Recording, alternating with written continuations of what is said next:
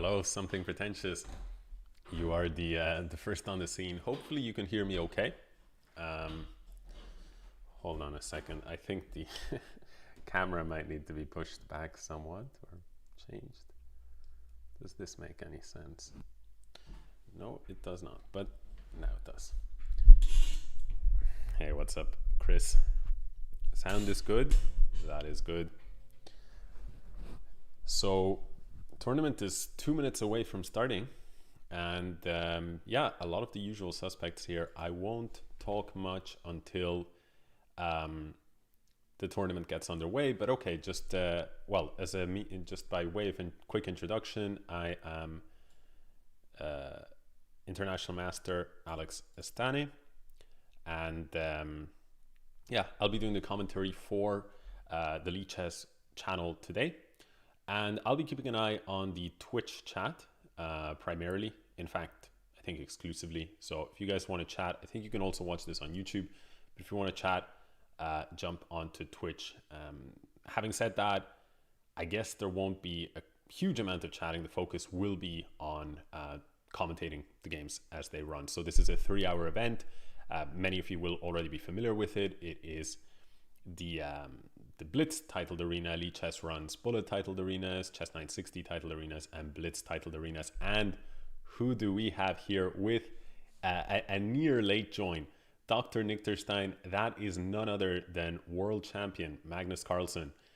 So yeah, that's immediately spiced things up. I'm very happy to see that because it is always a treat to watch the world champion in action in any time control. So I'm sure we will be focusing on his games more than any other player in this event over the coming few hours. Hopefully he has a good event and doesn't rage quit an hour into the event. I don't think he rage quits often at all, actually. But let's jump right into it with this first game here. We're going to start off where we see Magnus playing against the way the tournament system works.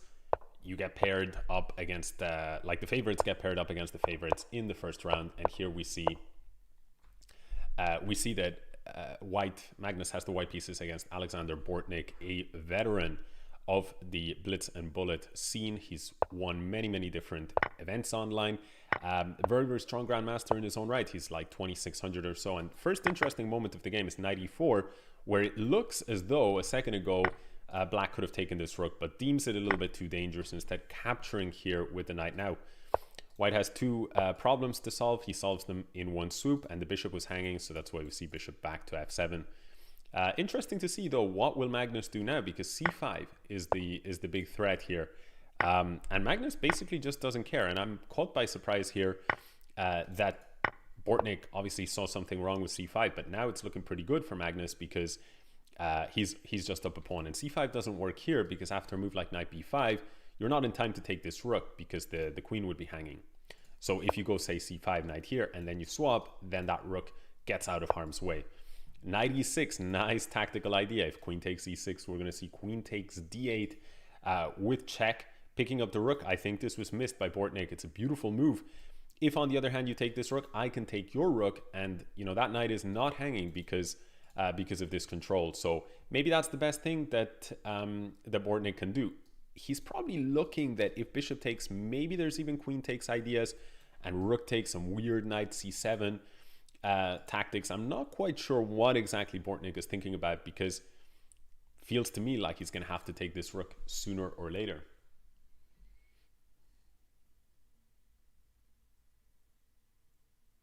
Hello to game dev support. Yeah, so we see that rook being captured, and there we go. Knight takes d8. White is up a pawn, and Magnus is cruising. He'll probably swap off queens. No, he doesn't. He goes for the far better and simpler choice, just grab a pawn. And now we see he's up 2 pawns, and these pawns are very weak. A little bit of counterplay attempted here by Bortnick, but I don't think it's going to be enough. This is Blitz, so plenty of time here for White to just figure out the best way to convert here. So a3, just targeting the knight, and bishop c5. And now be careful, because I might even do something like rook d2 if you're not fast, and that knight could get caught. Knight a5 is a nice move, defending the pawn. And now b4 just consolidating. And Bortnick's pieces look a bit silly. It's true you can pick up this pawn, but the pawn on d5 will fall, so Magnus will keep his 2-pawn advantage. So that's what we're seeing here. Rook takes d5. And knight c6, just defending the pawn on b4. Somebody wrote to me in Russian. I do not know what the question was. I have to confess, I do not speak Russian. So if the question was, do you speak Russian? Well, now you know. So I to be honest, I've mostly commentated bullet arenas, maybe exclusively commentated them. And I'm having to adapt right now because it feels weirdly slow in comparison.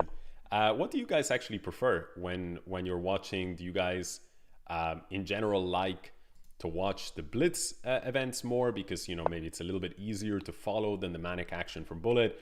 Or are you all adrenaline junkies like myself and you enjoy more the bullet?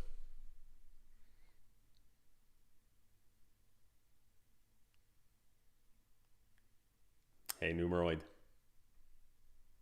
Lost notebook. Am I still in Hamburg? No, we're not in Hamburg for quite some time at this point.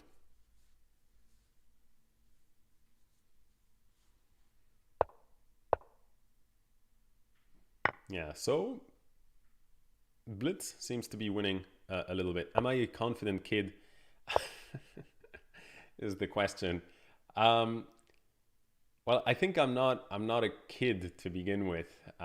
Being 34 years old, I think that at some point I had to let go of the kid thing, the kid tag. So luckily I don't have to answer the question if am I confident. I can just sort of get away with it. So yeah, so win here for Magnus as expected, and we are going to stay with the Magnus cam for the next game, at least until he continues to win. At least until he continues to win is absolutely... At least until he loses a game is what I meant. Okay, so now he's playing another Grandmaster. If somebody in the chat knows who it is, let me know. I have no idea who Hovik 7 is. And we see Magnus going for c4. He's striking at the center, and b4, looking to put the bishop on b2 and target this pawn sooner or later. It's a little bit like a Benoni actually, but with the similar to a Benoni structure, but with colors reversed. But now when black takes a pawn and takes another, maybe some of you will recognize this is like playing a Benko gambit, but with the white pieces. And queen b6, a greedy move from Hovik. He says, you didn't take the pawn on the last move, I'm going to keep it. But I don't know if he's going to be able to keep it. His threat is b2, so Magnus has to stop that. So I would expect something like bishop to b2. But sooner or later, let's say bishop b2, you're going to go knight d2, you're going to pick up this pawn. So I don't know about this move, queen to b6. Magnus might even go e3, just sort of hinting at the fact that this bishop on g7 is undefended. So you could target the center, but he goes for knight d2, just challenging the pawn on b3. Now black goes e5, and there we go, Magnus taking the pawn. And I think Magnus is going to be really happy with his position here. Knight d2, it's like a Benko, but without being down a pawn. And now you've got a lot of pressure here on the queen side, all the white pieces combining very, very well. And on the other hand, it's a little bit trickier for black to figure out how he puts his pieces. So imagine, let's say the black says, I'm going to play b6, just to try and shut down the activity of the rooks on the b file. Then a5 would sort of break things down. So I like what black's doing, bishop to g4, just targeting this pawn on e2 and forcing Magnus to go a little bit passive with rook e1. You see Magnus activating his bishop, rook d8, sidestepping any pins.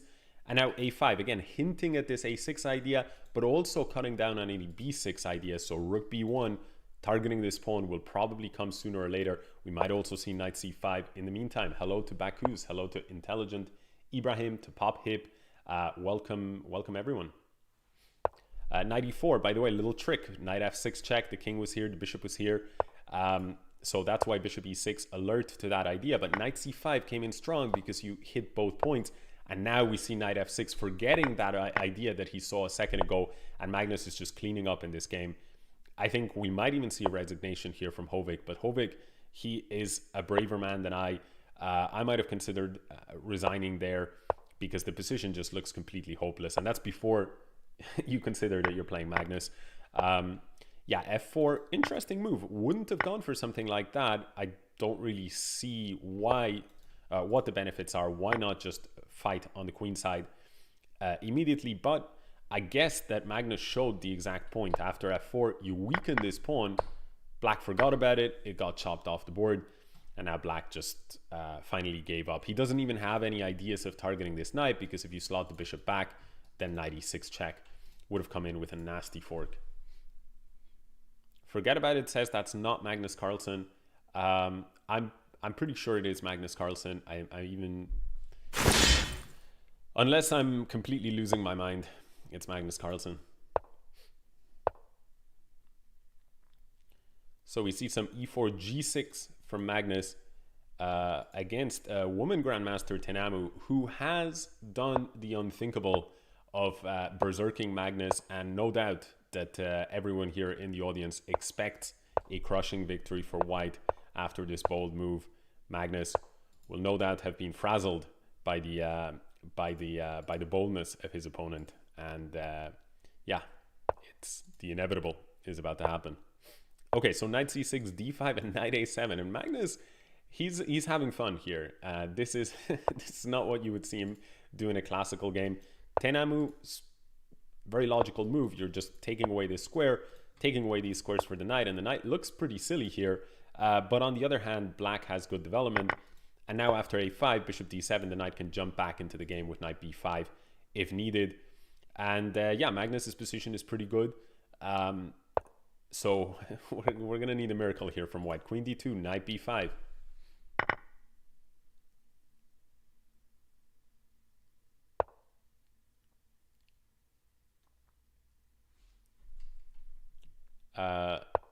Knight b5 takes on b5 with the pawn. So now this activity here with the rook, the pawn is going to kind of be weak for a while. If you play b4, you might weaken this pawn, and Magnus just sacrificing the exchange. It's not as crazy as it looks. This is actually a typical idea, because suddenly your dark square bishop's so strong, and we see already a very concrete point. You're threatening two things here because of this pinned pawn, and the pawn will drop now on this next move. Magnus deciding which pawn does he want. He takes this one on h3, which makes sense. This one is quite weak, and now the white king is going to be in trouble for quite a while. Toxin Pao says, would love if Fiona were to join me. We've done a bunch of commentary together recently. She, however, today was doing already like a bunch of recording and streaming. So I think the idea of joining for another 3 hours of streaming would not have gone down well had I floated it. Here we see queen f4. I think we're just going to see a queen exchange from Magnus even. Although queen back to e7 does look juicy, because if you move that knight at some point, we're going to see bishop e5. This forces queen takes. Oh no, knight takes f3 is okay. Not enough time to play bishop e5. Your queen is hanging, but now bishop e5 is game over. So Magnus, yeah, unsurprising victory there with that berserk from White. It was always going to be too much.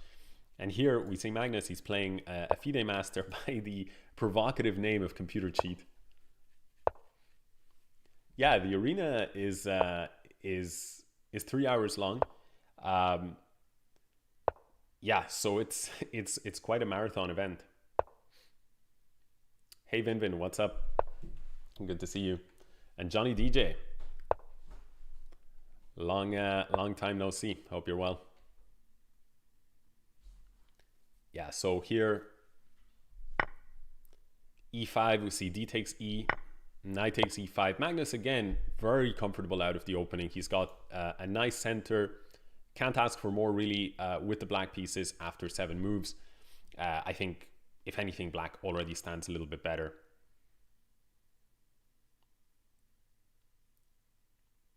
Johnny DJ says, starting grad school soon. What are you going to be studying, Mr. Johnny DJ?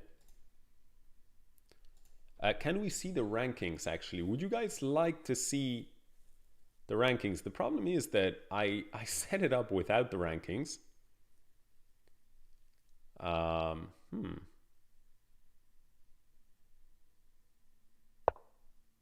Astronomy. Very cool. Can people please say that they don't actually want to see the rankings? That'd be helpful, because otherwise I don't know how to actually show them.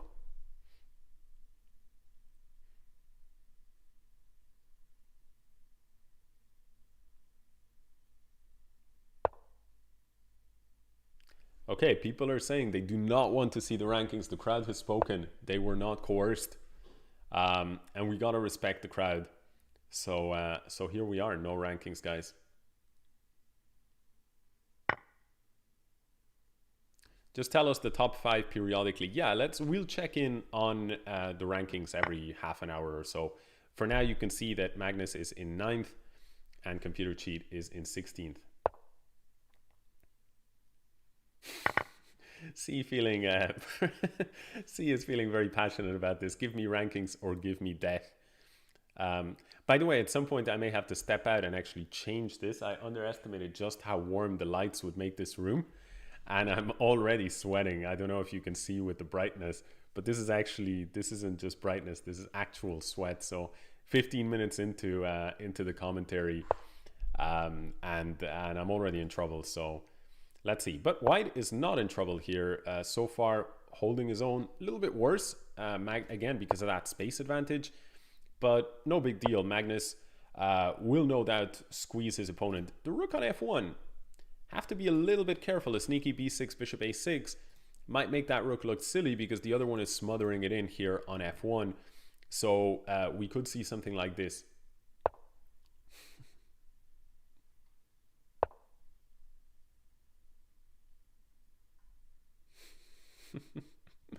Just laughing at Tarakus' comment, who refers to me as the most elusive Twitch streamer. If by elusive you mean I used to stream and quit, and every once in a while I come back for a little cameo role like tonight, then you're correct. Okay, so a4. a4 looking to stop that space grabbing from Magnus, but yeah, position is starting to get very uncomfortable because black has so many ideas, like attacking white here. I don't think we're going to see a queen exchange. Something like queen g6, just keeping a little bit of an eye on that pawn, makes a lot of sense to me. Queen d6 chosen instead. Now if white, on the other hand, insists on exchanging queens, then black can consider taking, because then you would damage the pawn structure. We see b3 instead. Very solid move. And g6 from Magnus, probably looking to just make sure that this knight stays out of the game for good. We see rook e7.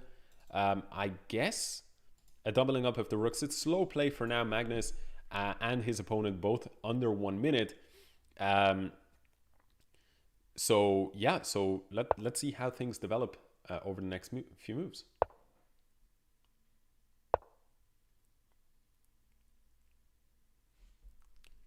Knight f4, queen e5, touching the knight on c3 here.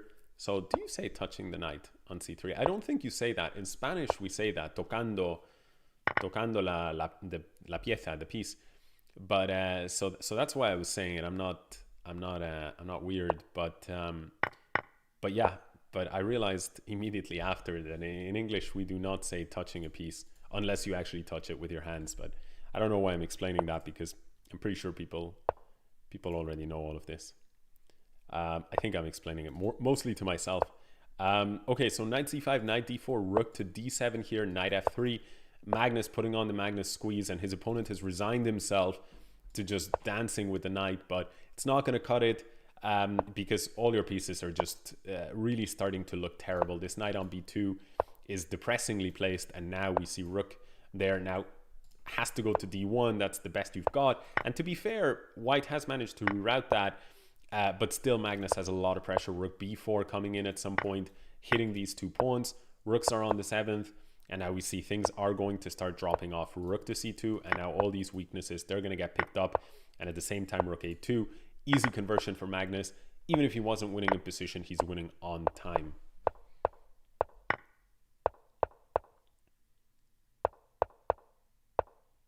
And Weog says, don't you also touch the guitar in Spanish? Yes, you absolutely do. So Magnus, with checkmate in the end, not allowing his opponent to lose on time with dignity, like many have in the past, he gets checkmated.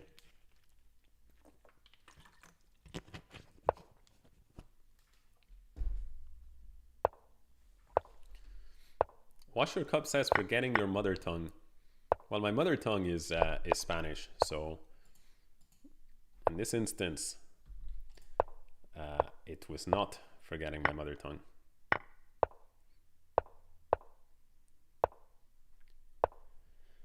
Yeah, again, Magnus with black, 2590 FIDE master his opponent.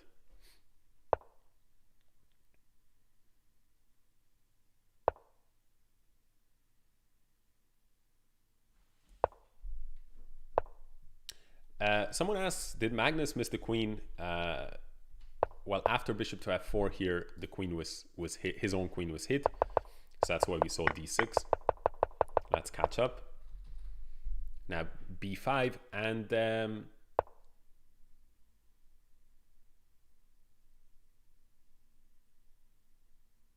it was danger levels. Indeed, intelligent Ibrahim. Magnus, he's seen the video or the series. I'm not sure which one it is. Perhaps he even just caught commentary live on stream explaining the concept of danger levels. And Magnus, we all know, he picks up information, good information, wherever he can get it, and he adapts it into his game. So we saw there Magnus incorporating the concept of danger levels. So here, queen b6, striking at the queen, forcing the queen exchange. But El Malnacido, he is the badly born sort of thing in Spanish. He is doing a pretty good job of holding off Magnus here, who's probably going to have to play it slow here, looking probably to bring the king in at some point just to hold off this weakness. White's whole strategy revolves around keeping this pawn from advancing. Black, meanwhile, progressing over here on the queen side and forcing this knight to move, which is useful because once you force this knight to move away, let's say d5 ideas, they start to become a little more realistic. Although for now, White does have enough pressure against this. White, for his part, he's looking for g5, so Magnus putting a stop to that. But you could go en passant and then press g5. So we might see that. The benefit of what Magnus did, though, is after a move like knight h7, now this pawn is weak. Whereas if he hadn't thrown in that g5 move himself, then White would not have to worry about taking care of this weakness here. We see knight c1, a well-played game from White so far, looking to reroute this knight, but I'm not sure where it's going to go, because if you go here, you're still running up against Black's pawn structure. If you go here, you're running up against Black's pawn structure. But wait a second, no. Sorry, I thought there was a mistake there from Magnus, but knight takes e5. Right now, the rook is being defended by the knight. Rook c3. This is maybe something a little bit more than what White should have allowed, because now there's a nasty little pin here. We're looking at knight d4 ideas, and there's going to be a bunch of pressure. Rook a1, looking for rook a7. Magnus, meantime, grabs a pawn. Rook d7 solves the threat here, and now probably looking to transfer the rook either here or here. Rook is well defended here. There's no bishop e6, because if knight takes e6 in the meantime, this pawn is dropping. That's a good move again. If you take the rook, I won't take you there immediately because you could slot back, but you will be pinned. So Black stepping away. Now he's unpinned. That means the threat for Magnus is to take this pawn. And bishop f3. A little bit of a confusing move. Now bishop takes e4 is going to end the game because of the rook on a7. That is it.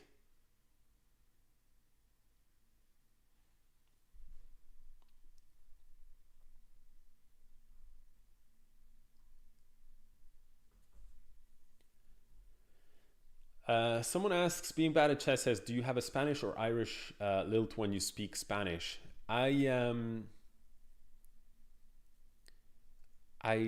don't know, to be honest. And that's not a... Let's see, it's Tanumu, by the way. Let's see if she berserks again. What I think I have is, like, I don't really have a Spanish accent when I speak Spanish, and I don't have a pure Irish accent when I speak English. So I think I have some kind of cross for both languages.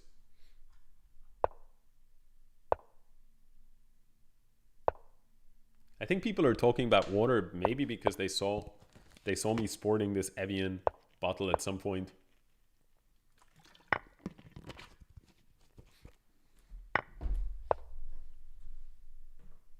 No Zerk this time.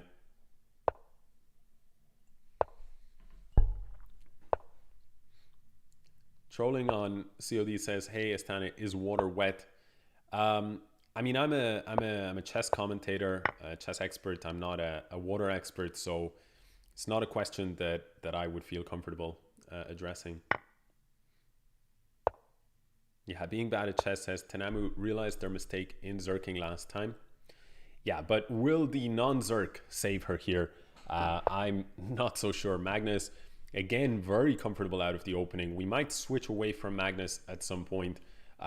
Unless people if people in the chat tell me, you know what, we want to watch Magnus, we don't care. This is not this is not an event where we want to sort of rotate. We have the world champion right here. So let's just watch his games for the most part, unless he messes up. Then I'm happy to do that. Again, the crowd decides.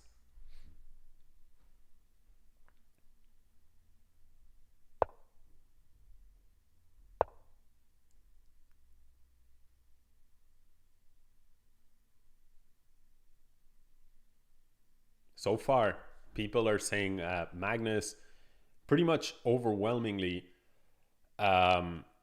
So unless the Magnus haters, unless they can step out in full force, we're just gonna be Magnus people. Can I actually do a poll though when I am not logged in? Because I'm not sorry guys, I'm not logged into the Lichess Twitch account, so I can't do a poll.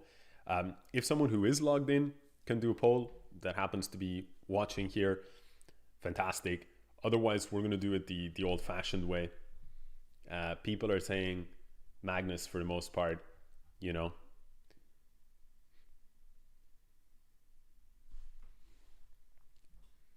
But if there is a mod that wants to drop a poll, then by all means, go ahead. Who to watch? There we go. Thank you very, very much to the mod. And we see Magnus with a crushing and an annihilation here. Wow, 48 votes for Magnus, 56 votes for Magnus, 5 for rotate, 7 for rotate now. I'm going to stop calling out the numbers. I think I think it's unnecessary until the poll is finished.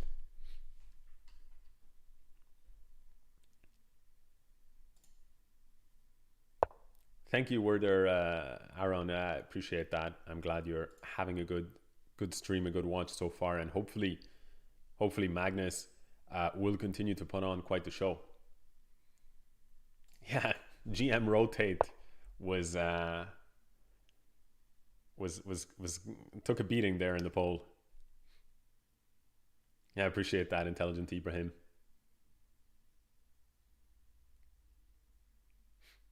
So, okay, so we haven't talked much about this game. Magnus just doing the Magnus thing of basically playing risk-free.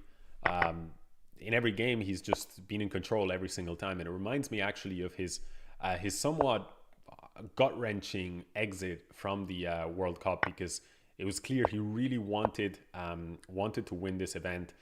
I think he's wanted to sort of tick that off his list of achievements. It's one of the few things he has not managed to do in the chess world, and you could tell he really wanted it.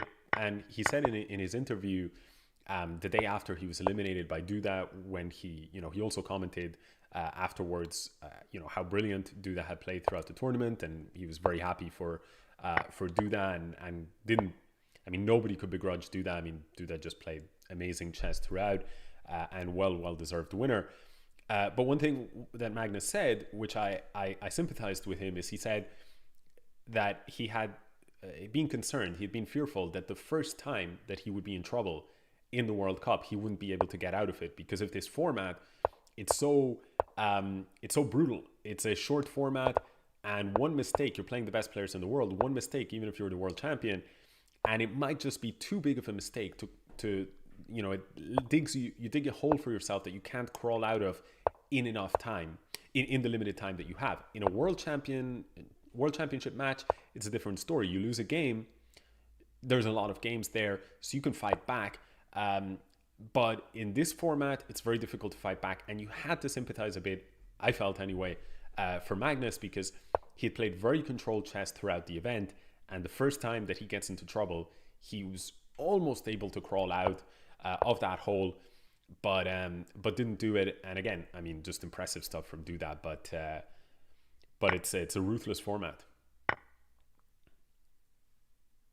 Yeah, trolling on COD, absolutely right. He also didn't crawl out of it mentally, because he did more or less equalize, but mentally he hadn't recovered. In fact, he did fully equalize. He just had the practically harder position to play. And then he played this move b5, for those who might have been watching the game, which just gave Duda chances again. And this time Duda was just very efficient, and that was that.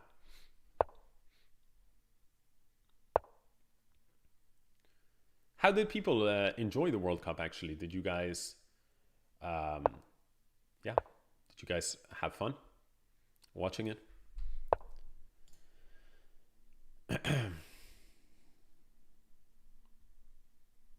So here he's playing against Rasulov Vugar from Azerbaijan, and 2846 rated here, Grandmaster, one of the toughest opponents that Magnus has faced so far in this event. And Magnus looking for e4, looking to break things open when the queen here is a little bit misplaced against the rooks. But Vugar sort of calls his bluff. He says, you can't really take me here because I'm going to take 2 rooks and with a check, and that's not something that you want. He instead cracks things open, giving Magnus the same treatment as Magnus was giving him, looking to activate his rook against the queen. That's why we see queen b1. And now he takes d5 becomes possible because the queen is defending the rook. So we see an exchange here of pawns in the center, and queen b4, an annoying move to face here, because now you've got 2 knights under attack. And wait a second, did Magnus miss this move?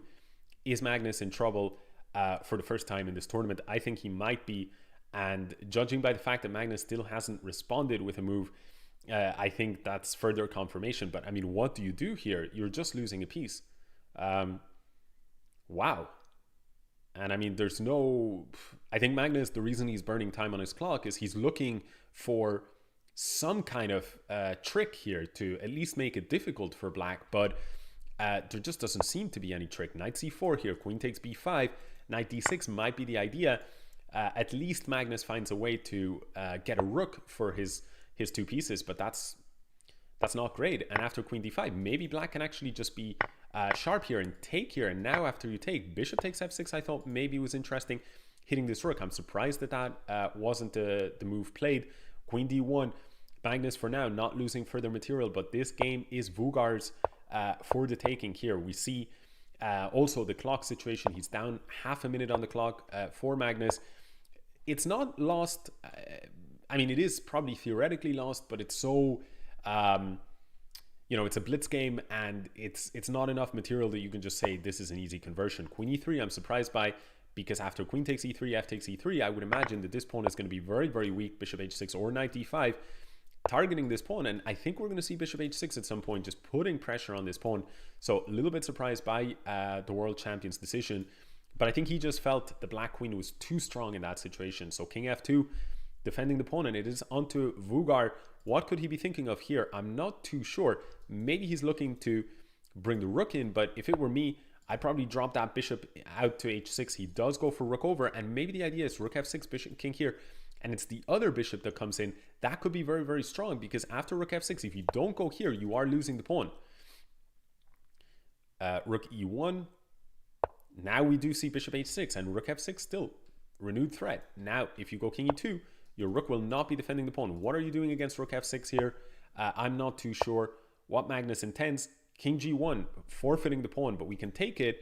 And now you don't even have this because the bishop will defend. So, I mean, Vugar seems to just be in complete control. Now knight takes g2 seemed tempting to me, just to get rid of this nasty bishop. Now white is able to keep it, but 22 seconds against 38. The only way Magnus is going to do it here is if he can hustle Vugar on the clock. Bishops come off the board. Vugar has been in control ever since Magnus's blunder. King g2.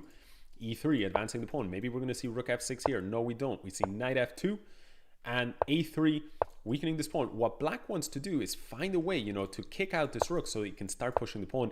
That's not going to be made easy by Magnus. Knight d2. King slots back 12 seconds though. Vugar is a very fast player as well. And Magnus did drop his queenside pawns on top. Knight e4. Oof, it's just game over. Knight f2. I think Magnus is going to resign. So very impressive game there from Rasulov. Vugar defeating the world champion with the black pieces.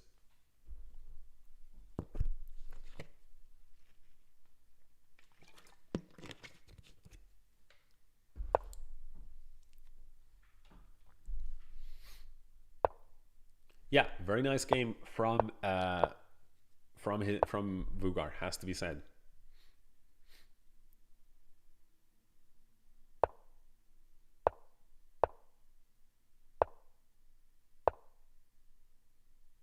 So Magnus now drops down to 6th place in the rankings. Bishop to g4. Nihilist says poll to watch Vugar from now on. Anyone know who is in the lead? I will actually very, very quickly show that, and then we'll return. This is the current rankings.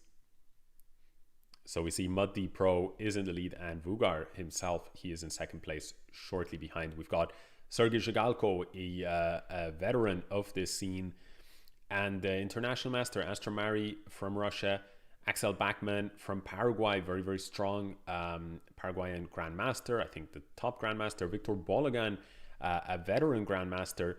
And there we have Magnus Carlsen in 7th place. Well, now he's dropped to 8th place as Bortnick has leaped toward.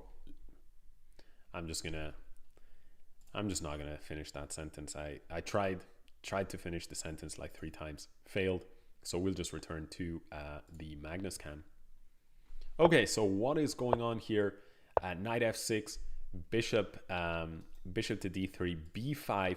Magnus looking for an attack, bishop to d2, stopping it for now. But once the queen slots back to c7, well, maybe we're going to see a5, b4, and you've got this thing called a hook, where it's called a hook because black can latch onto it with their pawns very easily. Similarly, black himself has a hook here, so white can latch on, and we see that black is actually doing a great job controlling that square. Queen b6, Magnus says, no thank you to queen exchange. I want to completely crush you on the queen side. Perhaps he's not quite framing it in this way, but I think I can speak for Magnus in this instance. I'm just kidding. It may not have been entirely to do with that, but just if you took here this queen, d takes e5 was a bad structure, grabbing more space for white. So could have been to do with that rather than any attacking intentions.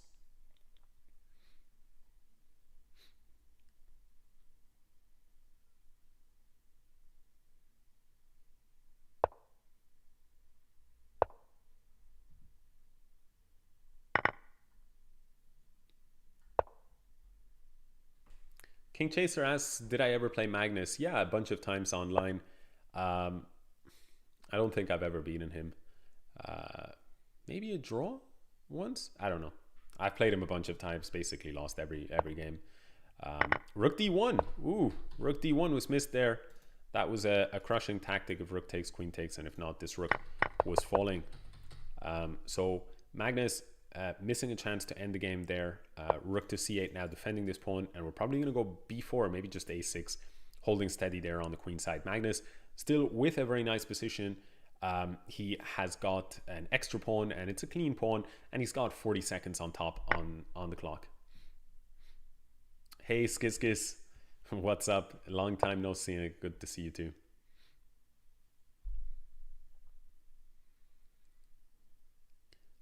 Henri Ponquer says, how is my boy Magnesium Calcium playing? I've never actually heard him. I've never heard him be called Magnesium Calcium. It's not bad though. I have to give it to you. It's not bad. It's funny actually. Before the Twitch era, I feel like Magnus didn't have any nicknames. He was just Magnus. You know, at the Mozart of chess. That was the only thing. But now, I mean, I've heard everything like, you know, Mongoose.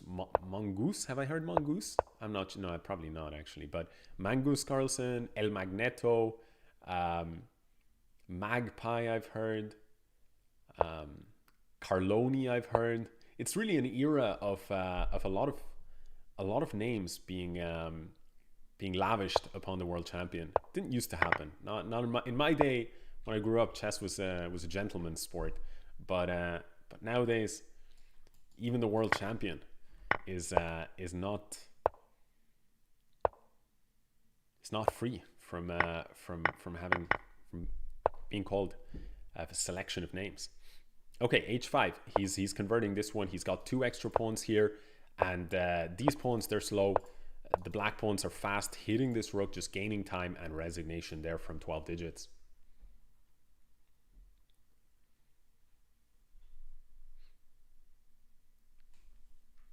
El Magneto is the official name. Yeah, that is the one that I've heard the most. Carlos Magnussen, hadn't heard that one.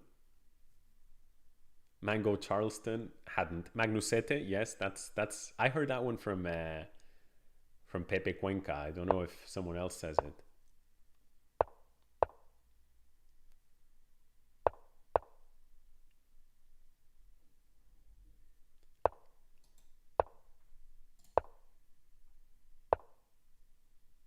Hey, chess mining. Danny the Donkey.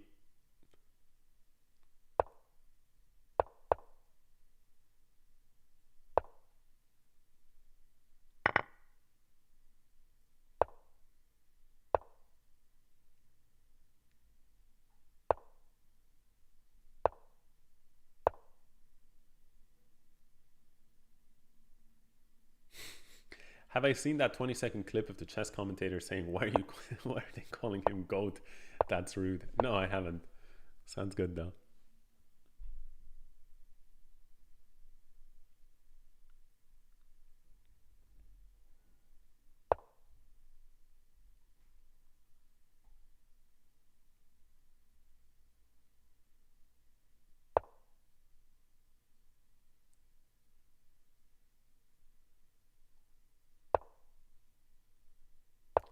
Watchful Prism asks, serious question, why do some commentary teams use the terms lines and rows instead of files and ranks? I can actually answer that one. It has to do with trying to make the game a little bit more accessible for complete beginners. Yeah. I don't know if it's a good idea. I think my feeling is, I don't know what people in the chat have to say about that one. I mean, my feeling is that, you know, chess terminology, you just stick with it, and when people are confused, they're confused.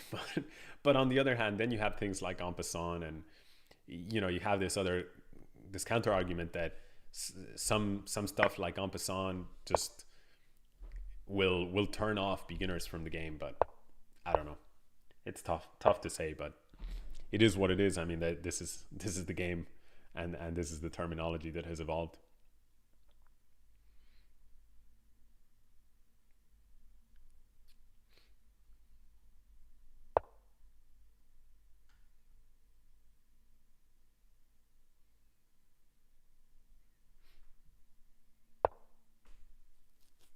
So knight b5, and now we see f5. He's playing Zhigalko actually. This is a big game here. And Zhigalko has just blundered bishop to b4, picking up this rook because the queen and the rook were on the same diagonal, and Magnus exploits that. But on the other hand, Zhigalko very much still in the game with a bunch of pressure against Magnus's king, which is not looking very comfortable. Maybe we'll even see knight takes with some sneaky ideas of knight g3 or knight takes e3. But on the other hand, Zhigalko, he knows Magnus isn't going to fall for that, so he might take with the rook to keep the pressure going here. And pressure the bishop, pressure the pawn. That's looking pretty good. And, you know, Magnus is up in exchange, but the problem is, you know, how do you actually bring your pieces into the game? The pieces are all looking very, very awkward. The king is not very comfortable. This knight is a beast. Queen is a beast. Pawn is under pressure. In fact, it can be taken anytime that Zhigalko wants to. He doesn't want to take it for now because In chess, we say sometimes the threat is stronger than the execution, and this is an example of that. And honestly, I would probably take the black position here, even being down in exchange, because this situation is not looking good. What Magnus is doing is he's trying to unwind his position here with rook g3, and e4 is a big threat. So you have to be, no, it's not a big threat, because after e4, you can take this rook. I forgot that the pawn was pinned, but then e4 was a threat. That's why queen b4, but e4 anyway, looking to activate the pieces. And the world champion, he is succeeding in doing this nice board vision, rook b1, saying now my bishop on e4 is covering that square. And be careful, because after rook b8 check, you don't have king h7 ideas. Queen d2 seems like a blunder at first, but no, queen takes c4 will be met by queen takes f2, and then that rook would fall, king f7, rook b7. But the king is stuck out in the open. Maybe Magnus is going to say draw. He does not go for that rook c3, not hanging the bishop, because you are going to get checkmated. And actually, it's not easy. How exactly do you solve these problems? I think king h1 might be coming here, and that's what we see. And now black is just all tangled up. How do you actually stop rook to c8? You don't. That's the answer. You simply don't. And that was a bit of a Houdini escape there from Magnus. Really impressive stuff.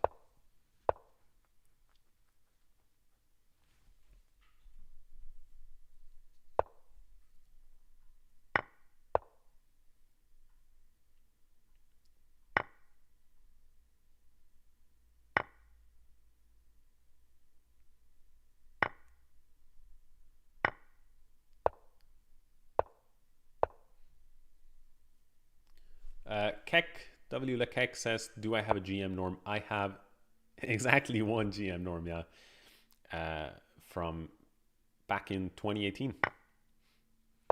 Crazy start to this game here, knight c2 check.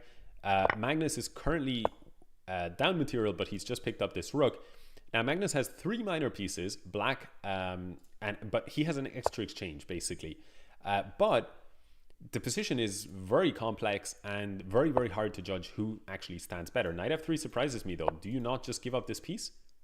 Why was this piece not taken? I have no idea. But Magnus choosing to bring his king to safety instead, and maybe looking for rook takes d5, and says this is actually just easier. If you bring out your knight, now I'm going to take this pawn, and your center has been destroyed.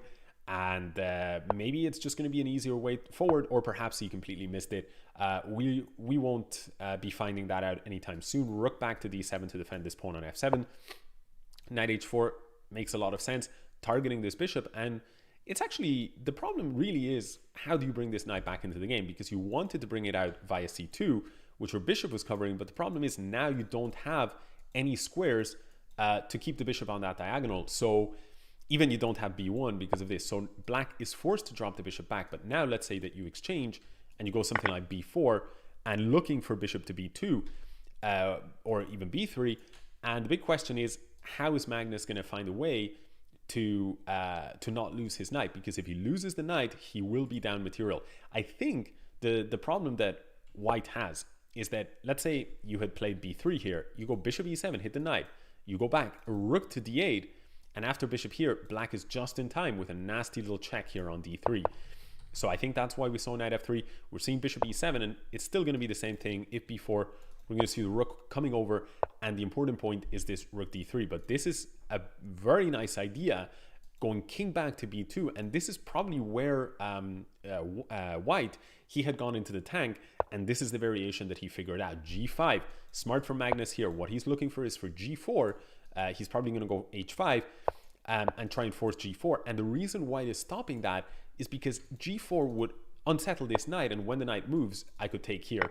And that's something that white wanted to stop. He succeeded in stopping it, but it came at a little bit of a price. This pawn here, having moved, destabilizes this knight, and a very clever idea from Magnus to put the rook here and says, now what are you going to do with this knight? And once you move it, I can start to invade. For now, first things first, I have to move the rook. And to be fair, white, brilliant way of playing around the complications. And actually now, if black is not careful, it's actually going to be black, whose pawn on the g file is weaker than this move that was that white was forced into playing. Okay, so rook to a5, looking to target this pawn, targeting this pawn in exchange. But the second that white goes knight to d4 to target it, the pawn on e5 was undefended, so black scooped that one up. Now we see knight b5. Magnus is unraveling here, and I think somewhere along the way, very hard to say where, but white has gone a little bit wrong. Nevertheless, white is probably a little bit better because he does have two minor pieces, two knights for a rook, and that is better. Rook e4. The rook also doesn't have too many squares. The bishop is on fire, but bishop takes a3 is available there. And Magnus, somehow or another, he's managed to pick up a lot of pawns. And I think that the game is anyone's for the taking, but Magnus definitely with the initiative here. Knight to d4. King to b7, just stepping out of harm's way. Knight b3, the knight reroutes to possible checking squares. We see rook d7, rook c7 blocking the checks, knight a5 and king c8 blocking more, dealing with this check. Rook d3 targeting the bishop, bishop c5 dropping it back, looking to break down this structure here of bishop e3 and pawn on f2. And we do see that this pawn has become weak. Rook to b4, not a move that I really understand. What is the value of pinning? Maybe this is the idea, a4. And interestingly, Magnus has forced this endgame, and I think it's because he understands it is a winning endgame. If white exchanges everything, white chooses to go into the rook and pawn endgame because the king and pawn endgame he determined was lost. But unfortunately for him, this is also lost. And Magnus showing his class once again, and he will get the full point out of this game. King b3 here is one of many ways to win the game. Rook g2 is a nice touch, and now king b3 is even stronger.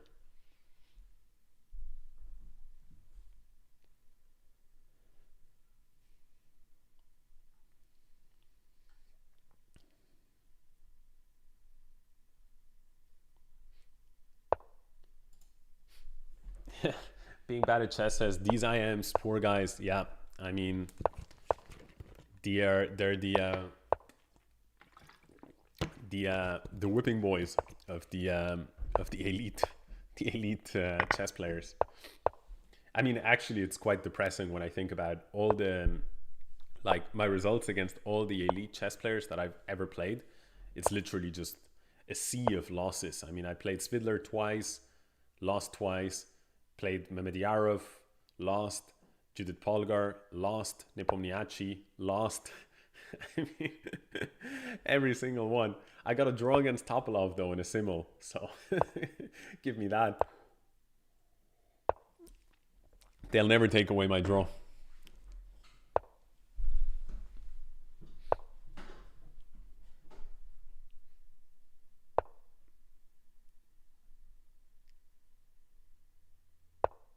Thank you, Chaotic Starry and T-Flow. Appreciate that. And Osmo.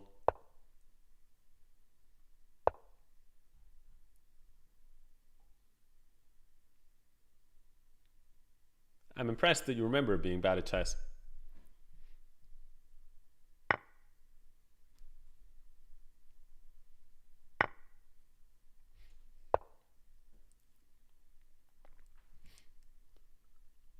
Okay, knight to d4.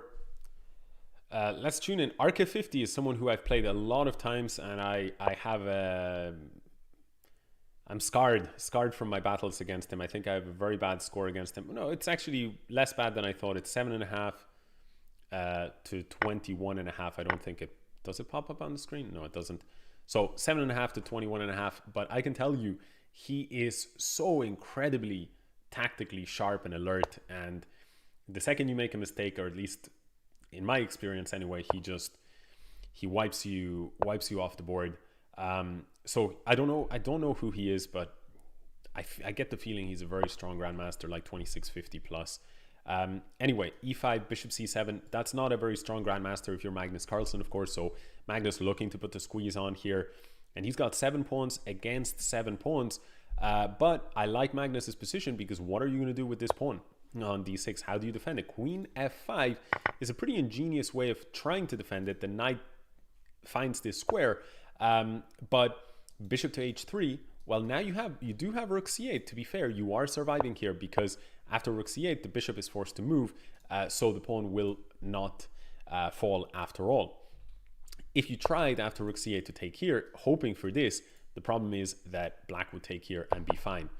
So bishop a5, and we see Arca's tactical sharpness there, just finding a very, very clever resource in order to stay alive, stay in the game. Arca might be Noel Studer. Yeah, it says that he's from Switzerland, so that would make sense. Yeah, very, very strong player.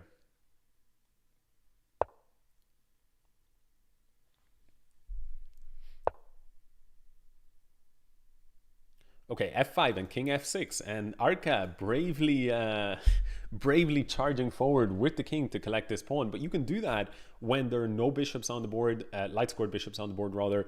There are no knights, there's no queens, so your king on f5 unlikely to get hunted down. And to be honest with you, Magnus has some questions to answer here. He is giving up the pawn. He had no real good way of defending it. If he had played some move like rook f4, he was going to be too passive. So he gives up the pawn in order to get play, and he's looking for rook f6, which is a very nasty threat because after king g7, you've got rook takes d6 with a discovery attack. And if you move anywhere other than g7, I can pick up this pawn on f7. So nice idea. Maybe we're going to see something like rook c7, defending the pawn, anticipating rook f6, and preparing a move like king h7. Magnus certainly not worse in this position. Bishop to g7 and rook e7 looks pretty good to me, but he goes a different direction. Maybe looking for rook f6, but you do have rook ad8, so he looks for rook f5. And maybe a repetition is objective. No, sorry. My bad, guys. I just didn't see that the pawn was dropping. And now Magnus seems to be in control once again. I guess what he's judging is, do I take and go for some rook endgame like this? Instead, he goes for a different path, which seems a lot more safe here. And he does manage to get these two passed pawns that are much more scary looking than black's pawns. So c7 and rook d6, rook c6 is a very, very fast way of forcing a promotion. So I think that's going to force resignation. Black has three beautiful looking pawns on the king side, but they're just not quite advanced enough. So I think we're going to see a resignation very soon. And Magnus, with another victory, king g2, will be the end. Very nice.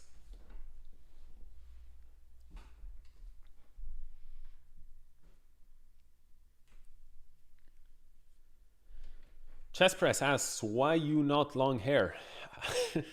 So normally, most of the time I have longer hair, but I recently got a haircut. We were in Corsica. It was super, super warm. So it was like 35, 36 degrees. And I just said, okay, I want a haircut. Yu Chess, this might be International Master Christopher Yu. Certainly looks like it based on the fact that he's got a US flag. Yeah, and the higher space, good point. Brave King wasn't such a great idea after all. Magnus, very nice play to sort of take advantage of that exposed king. So we're about a third of the way there, and Magnus, he still has not enjoyed being in the in pole position. He is in 4th place. The highest we've seen him so far is 2nd place, but then he lost the only game he's lost so far, the only game he hasn't won so far, against Rasulov Vugar, and that made all the difference. And now he's trying once again to climb to the very top.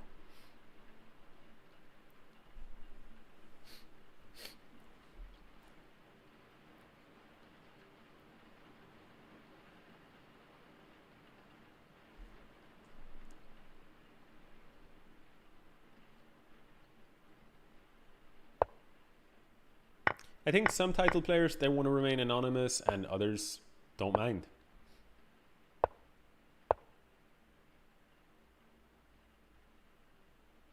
Okay, so what do we have in this particular game?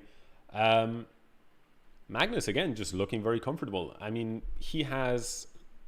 Is he even down a pawn? 7? Yeah, he is down a pawn. But this is Benko Gambit style, and this is the extra pawn here for white. It's nothing special, and this pawn structure is really good for black. It's very compact, very solid, all the pawns together, and white is sort of lacking a plan, whereas black, he can try to put pressure across the board. Maybe he goes with the knight here and knight to b6, putting some pressure on the bishop, some pressure on the rook, activating his bishop. In some situations, you might have f5 trying to target the center, although that's less likely. Here we see knight b6.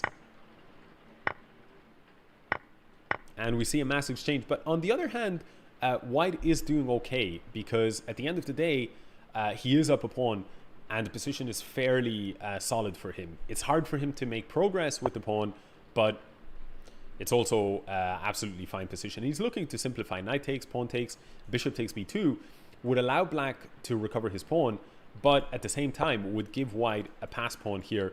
And Magnus not interested in that. He instead keeps the knight, where he reasons the knight on a4 is not a very strong piece at all. It's completely out of the game. f5, we do see that f5 break, looking to expose the pawn on d5 as a weakness, and that he's trying to entice bishop takes b4, pawn takes, when all of a sudden this bishop would be very, very strong.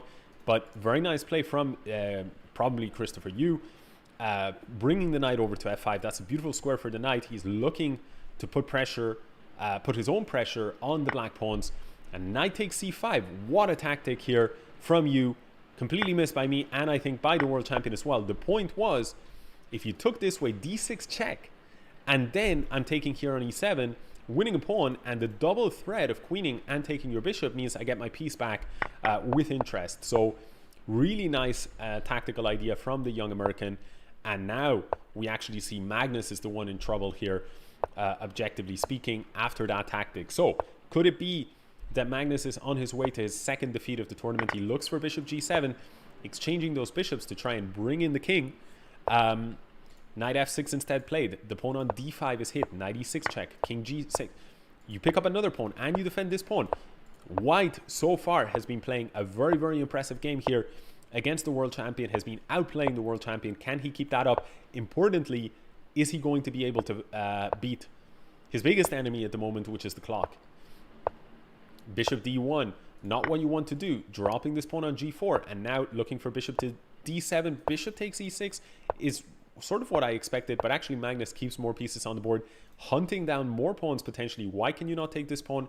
I don't see any problems with it. Magnus feels differently, and he looks for this maneuver, and that shows you incredible board vision from the world champion. He saw that this pawn had a lot of danger, and he picks up that pawn rather than, you know, the pawn I wanted to take, the f pawn, which is not relevant for the game. Knight e2 check.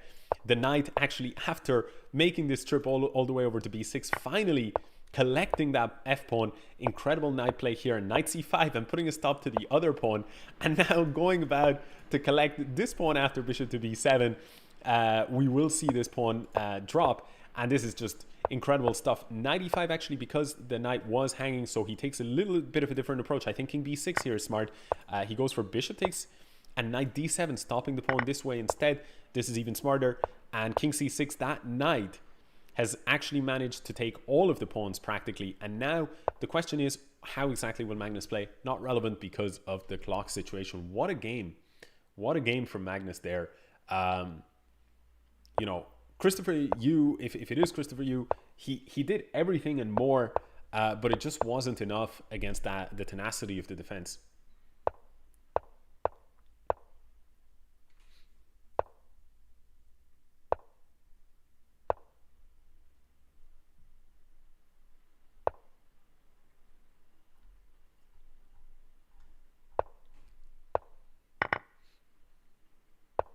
Yeah, that knight did indeed do a fine job. And now he's playing against, Magnus is playing against Grandmaster Rasmus Vane, one of the sort of brightest prospects in German chess. He is maybe ranked number 3 in Germany or something like this. Let's very, very quickly jump to see the rankings right now. We do have a fan favorite in pole position, Grandmaster Penguin GIM1, none other than Andrew Tang. He is a blitz and bullet and hyper bullet especially, perhaps, specialist. Well, the best in the world at hyper bullet, many would say. And yeah, one of the very best at bullet, and of course a monster at blitz as well. Although I do think that Magnus does have a significant edge in this blitz format against him. So Magnus is still the favorite against this field, but for now we see Andrew Tang with a healthy 6-point lead over Muddy Pro, 39 points. Andrew, the only player so far to have broken the 40-point mark. So let us return to Magnus. here we are. And queen d5 check from Magnus. What a clever move. If bishop e6, queen b5 was the idea. And if not bishop e6, I'm going to play queen b5 anyway. I'm going to hit those 2 points. Queen e7 does manage to defend both points, which is just as well, because otherwise it was resign time for Rasmus. And actually Rasmus here, he is up a pawn. So the situation is not looking bad for him.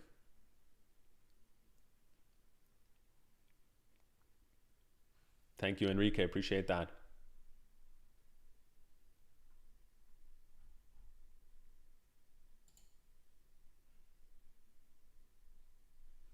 Perpetual Stalemate asks, why am I not playing? Well, the reason I'm not playing is because I'm commentating. And if I were to play, you know, well, how can I put this? Let's just say that viewer numbers might not be the same. You know, they'd actually be so high, the viewer numbers, if I were to play, that it might actually, the Twitch might get overloaded. So just, you know, just to play it safe and, you know, not tax the Twitch servers too much, I'm doing commentary instead. So here, h4 and e3, e3 from black, and Rasmus with aggressive intentions. What can we say about how about this game so far? Well, I don't really know. It's a mess, frankly. I like Rasmus's position, but his king is not exactly safe. But neither is Magnus's. This pawn on g3 is weak. This pawn on e3 is a real thorn. Queen on b5 looks a little bit silly, and f4. Wow, now I'm really starting to fear for Magnus here. Queen f5 ideas might even be worth it. You drop the rook, but after queen h3, maybe, just maybe, there is enough of an attack there. Probably not, though. I think he will have to play it safe. Maybe some move like rook to f8 looks very, very good, because that rook on the f file is going to cause a lot of damage. What did he go for instead after queen b6? He went for rook takes d5. I completely missed this idea, but it's a beautiful move. And this is, you know, picking up 2 pawns. And Magnus, he is in trouble here, unless maybe, can Magnus do something? Can he do something against this king? This is the question. Can he, for example, go queen f6, and he's looking for some kind of perpetual, but the queen here, a promotion would stop it. And queen takes g3 is a huge threat. Resign time from Magnus. Beautiful game by the young German Grandmaster Rasmus Vane. Just played a really instructive game. I mean, it had everything there by black. I mean, just steamrolled Magnus, and has to be said, so far, that's the most convincing win over the world champion that we've seen. We saw Vugar not to take anything away from his victory, but he picked up a piece from a Magnus blunder. But this game, to me, was just, you know, Rasmus just outplaying him from start to finish. And to me, that's always a little bit more impressive than, you know, your opponent blundering and then converting it. But, you know, different views people will have on that.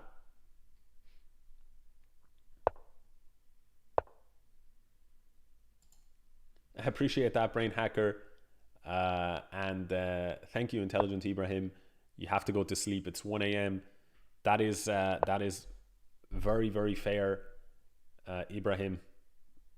We will not hold it against you. Hope to see you again.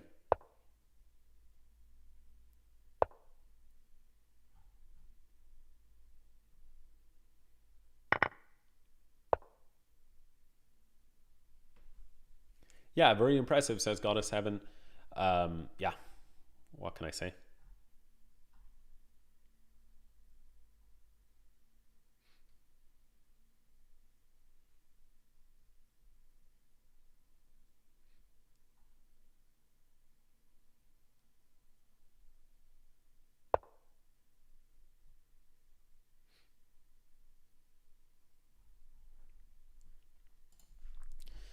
So Backman, Axel Backman, he is again very, very strong across the board, very strong fast time control player.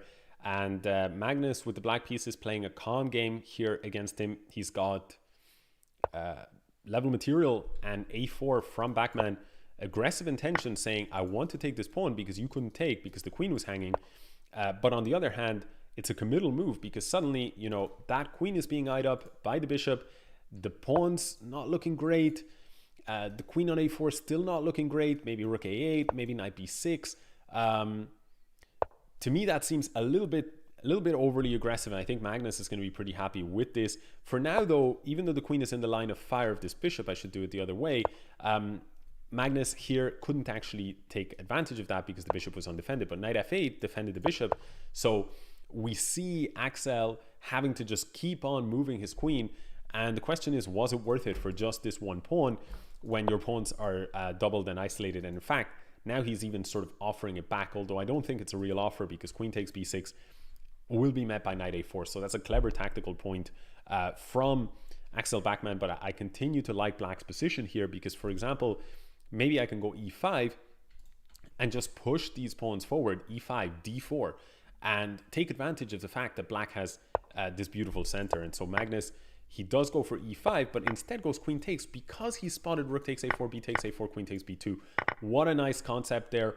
And by concept, not a concept, just a tactic. What a nice tactical vision there from Magnus. And yeah, well, all of a sudden, Backman is just busted. He is dead. He's dead. I mean, he's got two minor pieces. So he's down two minor pieces, only has a rook to show for it. But the problem is his pieces are also not very, very good squares at all. He does find a nice move, queen b5, activating the queen, but look at the passivity of his pieces. And that's necessitated by the fact that otherwise knight e4 ideas were coming in with bishop takes f2. Now black h5, multi-purpose move. Now checks are going to be met by king h7. And also, maybe I'm going to go h4 and either h3, creating some mating nets, or takes, weakening your pawn structure. So one or the other might be possible here. Black plays e4, asking a big question of this knight. Which square are you going to take it to? Axel says, I don't, you know, have such a good square for the knight. That may be true, but what about this? And in fact, did Magnus go wrong? I think he did and he didn't. Maybe this is not the best, because Magnus actually had, I think, a more comfortable position than this. But on the other hand, you might say, wait a second, Backman is up a queen here. He's winning, but actually that's three minor pieces and a pawn. And look at this from Magnus. He says, I think he's having a bit of fun there. I'm not sure that exchanging the queens was the objectively best idea, but I think Magnus is just too tempted by the possibility to play with the three minor pieces, knowing he has zero losing chances, and objectively he must be winning here. Such a nice game. I almost said nice concept.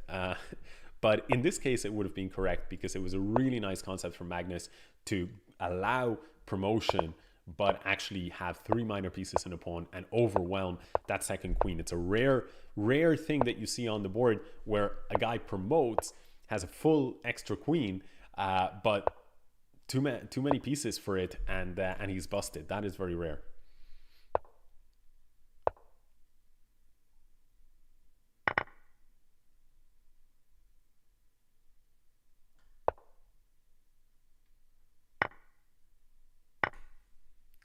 Richard SL says,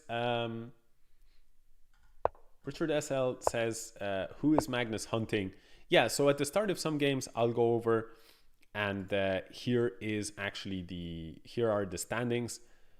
Yeah, and you can see it's Penguin GIM, Kiart, Moro, Zhigalko, Matthias Bluebaum, Vladimirovich, and Blue Green Sun and Mutti Pro are all ahead of Magnus. 38 points, 49 for the current leader, Penguin GIM.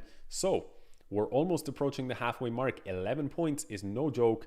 So yeah, we'll see if Magnus can bridge that gap.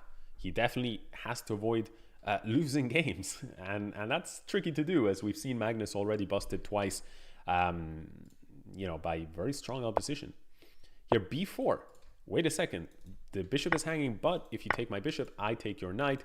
Maybe king g2 just to defend this knight might be seen. Rook c1 instead. Tactics time. Nice concept. Okay.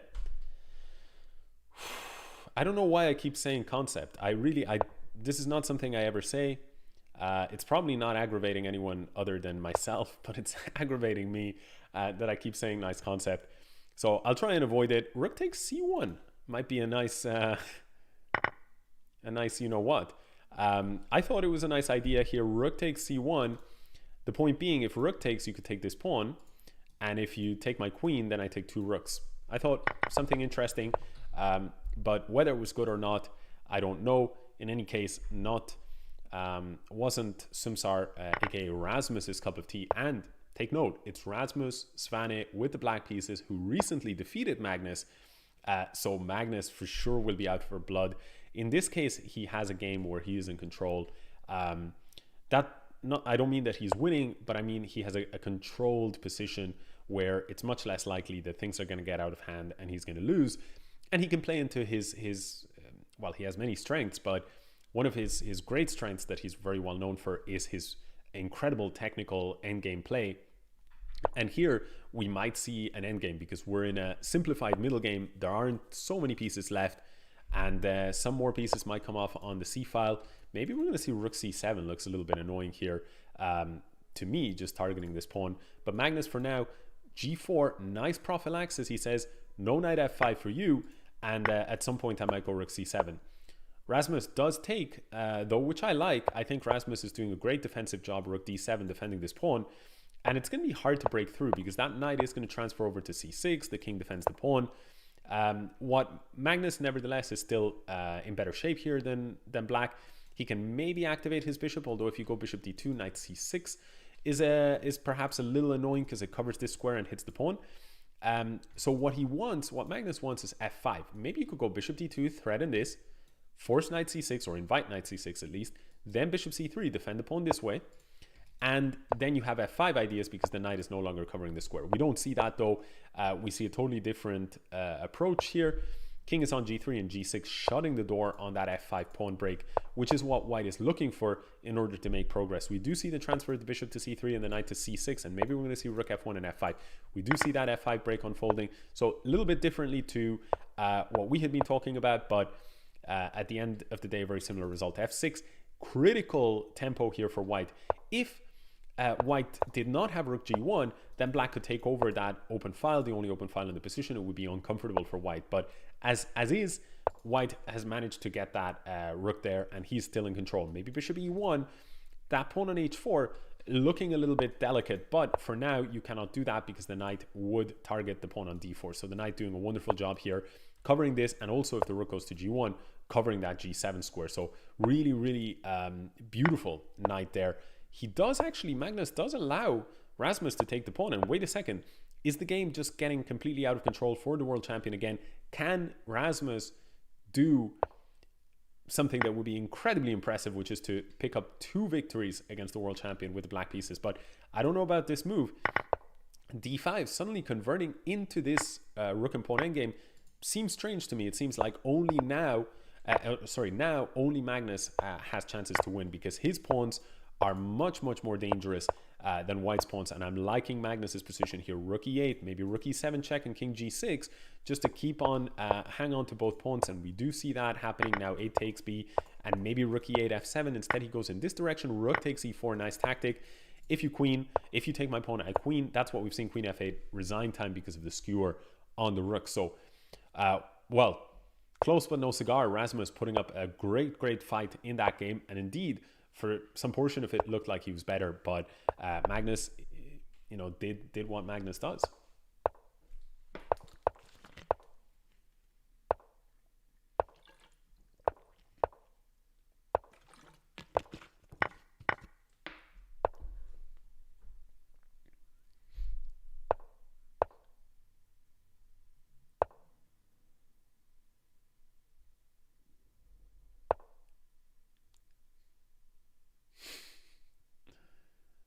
Just catching up with the chat.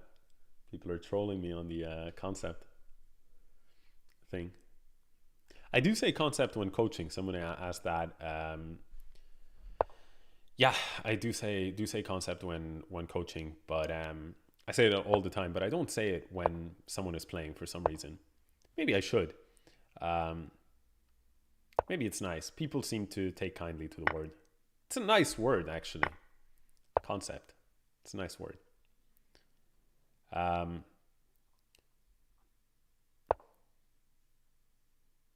Okay, so let's see. What is happening in this game? Bishop a3, targeting this pawn on d6. Knight c5. By the way, some people were saying, you know, that would be nice if I streamed, or streamed more at least.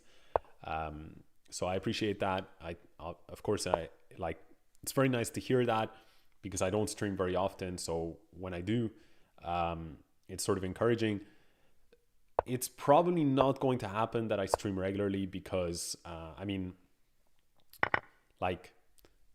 for example, my girlfriend, Fiona, aka Fionketta, she's more or less a full-time streamer. I mean, she does other things within the chess world, but she streams a hell of a lot.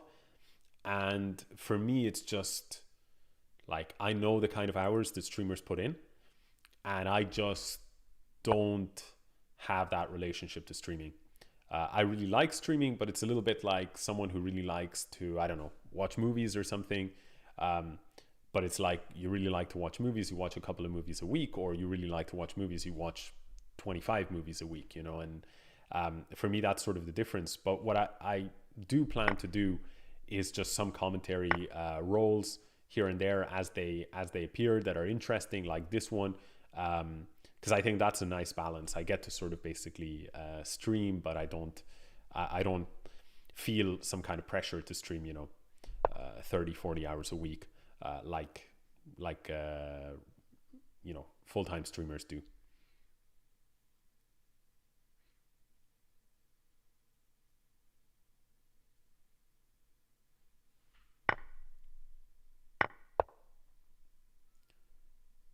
Appreciate that, Gaul. Thanks, Perpetual Stalemate.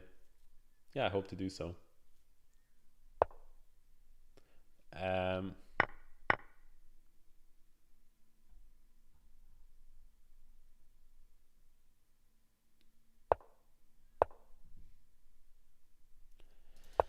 Okay, so what is happening in this game here? Rook d1 check, king e2, rook h1. Magnus going after this pawn. He does pick it up. Maybe bishop d4. Bishop d4 would defend the pawn. But Vladimirovich, is this Andreikin, by the way? I never remember, but I think it's Andreikin. People can let me know if they know. It's looking very, very tough for white, because this pawn looks dangerous. Looks super, super dangerous. Rook h1, h2.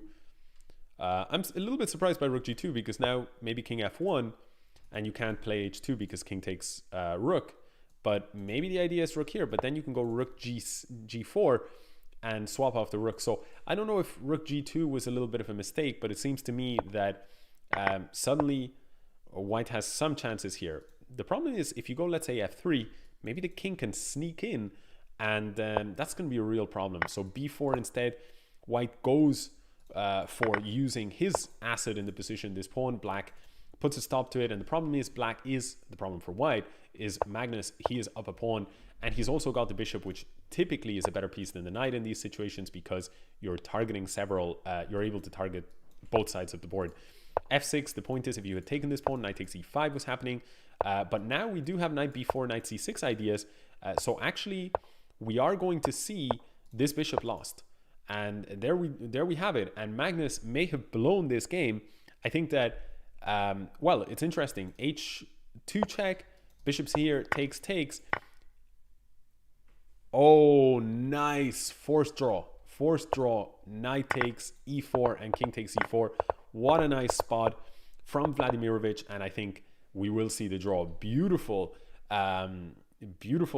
effort there from Vladimirovich in a difficult situation.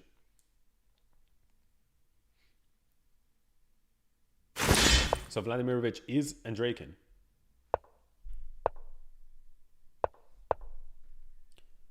And now we see Knight King with the Berserk. No respect. Knight King, he saw his chance, and wait a second. Wait a second. Is this not... am I crazy, or is this not this tactical idea in the London that if you fall for it, you're busted? Oh my goodness.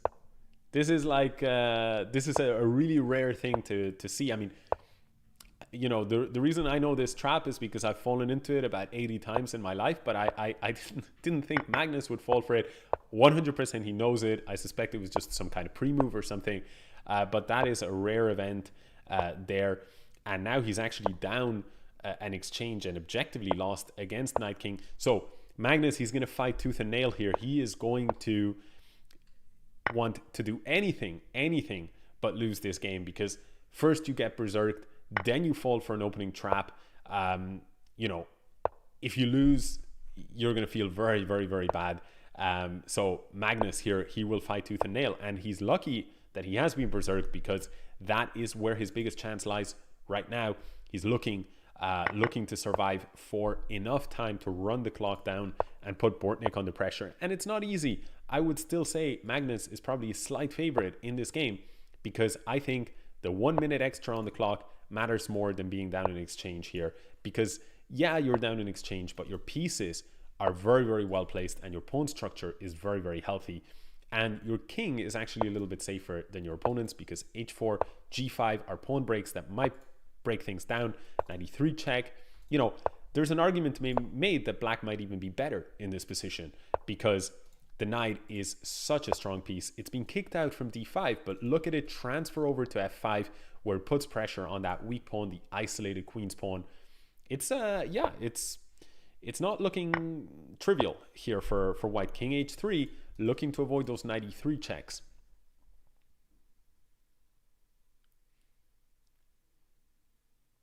The king is surprisingly safe on h3.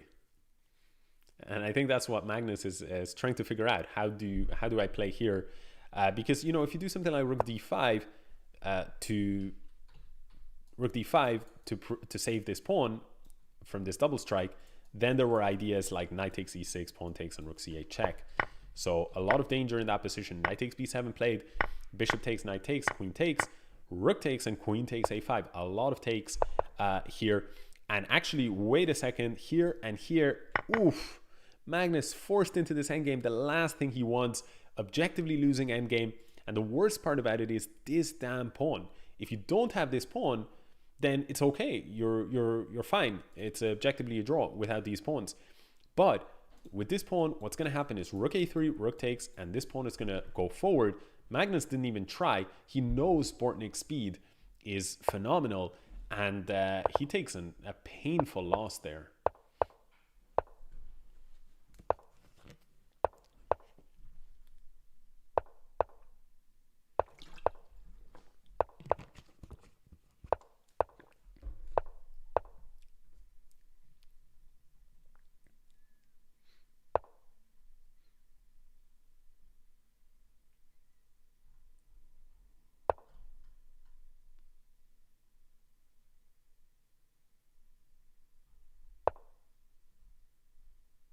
Hey, Ferro Jaco.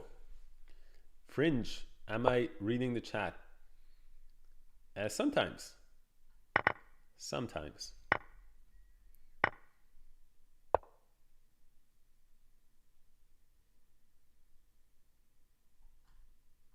Oh, but the Lee String Chang thing. Yeah, I've seen that copy pasta before. It's I like copy pasta as a concept. I like copy pasta, but yeah, I mean, I think I should refrain from commenting on that specific copy pasta. I might get in trouble. Okay, so e5 and d5 falls. Is that just a blunder from Akita Lover? Ah, he picks up the pawn on h3, knight c4. Targeting the queen. Maybe queen c7 back, just defending. Oh, he gives up this second pawn. I'm not sure about giving up that pawn, because suddenly these guys, they're going to be very strong. Maybe white could even have ideas to go queen c3 and grab the pawn on a5 and say, you know, now I won't have just one pawn, I'll have two. But instead, Magnus goes for speed. over, he chooses the speed at which he can advance his pawns over trying to have 2 pawns.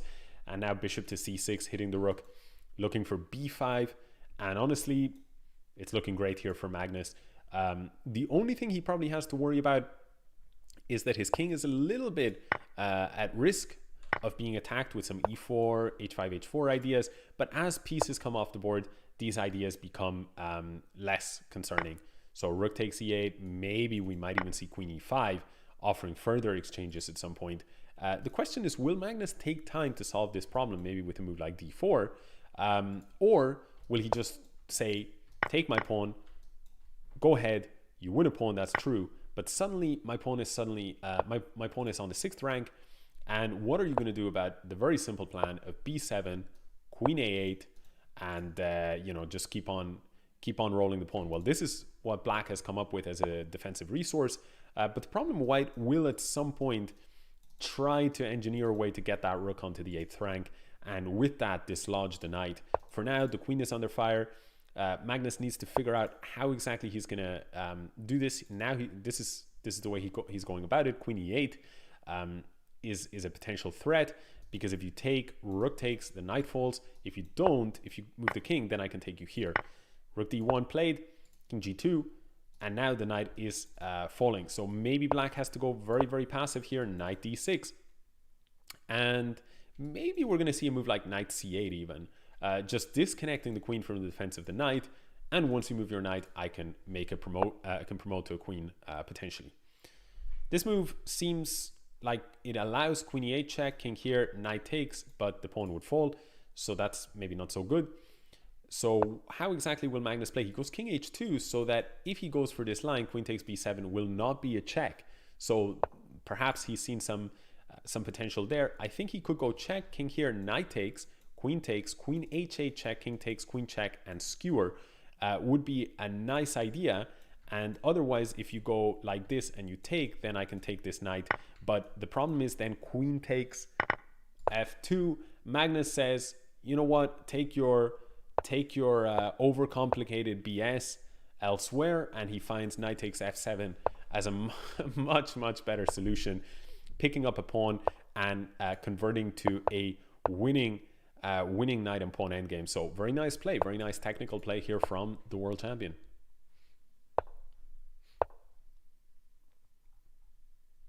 Alex, do you think Magnus can still win? He is in 12th place. Time is not quite running out, but he needs to stop losing, because, well, let's take a look actually at the tournament standings. We see Penguin is on 71 points. Oof. I don't think Magnus can do it. I don't think Magnus can do it. That is a huge gap. That's mind-blowingly good from Andrew Tang. Mind-blowingly good. Wow. That's crazy. Is Magnus even no longer on the... He is not even on the front page. Yeah, Magnus really needs to start winning.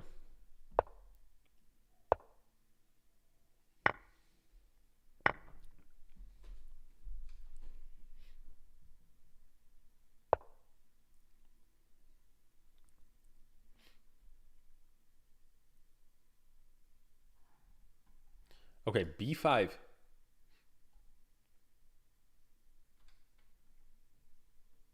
So, yeah, so what do we have here? I think it was it a Najdorf?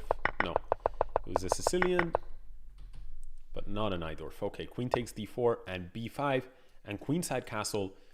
And yeah, Magnus's position looks pretty decent here. He's got a bunch of space on the king side. He's putting pressure here on this pawn on d7 with his rook. Obviously, right now the threat is to take this bishop, so black has to deal with that. Maybe just exchange queens. But it's a very comfortable position here for white, because black is a little bit restricted in space. White will put the pawn on f3 probably at some point and blunt the effect of this bishop on the game. And I don't even think that this is a big threat. Rook h3 is a nice idea, not only defending the knight, but looking to transfer the rook over to d3, where it will put pressure on this pawn on d7 at the right moment. But rook d3 immediately wouldn't make sense because knight e5, knight e5 would hit the rook and also target here. So knight a4 played instead. Maybe looking in fact for b3 as the destination for the rook. Rook d4 played, targeting the bishop on b4. And where will the bishop go? Maybe bishop to e7. He goes for bishop e1.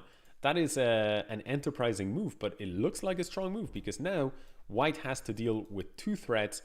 Maybe you can do that with f3, but then there is bishop f2 ideas which would force the bishops off the board. Magnus going for something much more active, knight to c5, targeting the bishop, and maybe that's a very strong move. Although what do you do if I take you here, bishop takes, and then I take you on f2? Where do you go with the rook without losing your bishop? So maybe there is a possibility for black to bail out from the pressure here against this bishop via this sacrifice, and maybe even have a good position after that. Hard to say. Bishop c6 chosen instead, but this allows bishop takes a6, losing a pawn, and it looks to me like Magnus is in good shape here, but he needs to watch out for bishop takes f2 is the threat, hitting the rook and hitting the knight. And remember, the knight is defending this bishop on a6, so you have to be very careful here as white how to navigate these complications. He goes for f4, offering up this pawn on g4, and his opponent says, I'm not interested in the pawn, I'm more interested in taking one of these pieces. If you move the rook, I'll take this one, and then I'll take the bishop. But in the end, he doesn't do that. And I think the reason why is that after the move rook b4, if you took here, take here, you couldn't even take here because of rook b8 checkmate. So very, very nice, very nice resource there by Magnus. Bishop to e2, targeting the knight. The knight is defended with h5.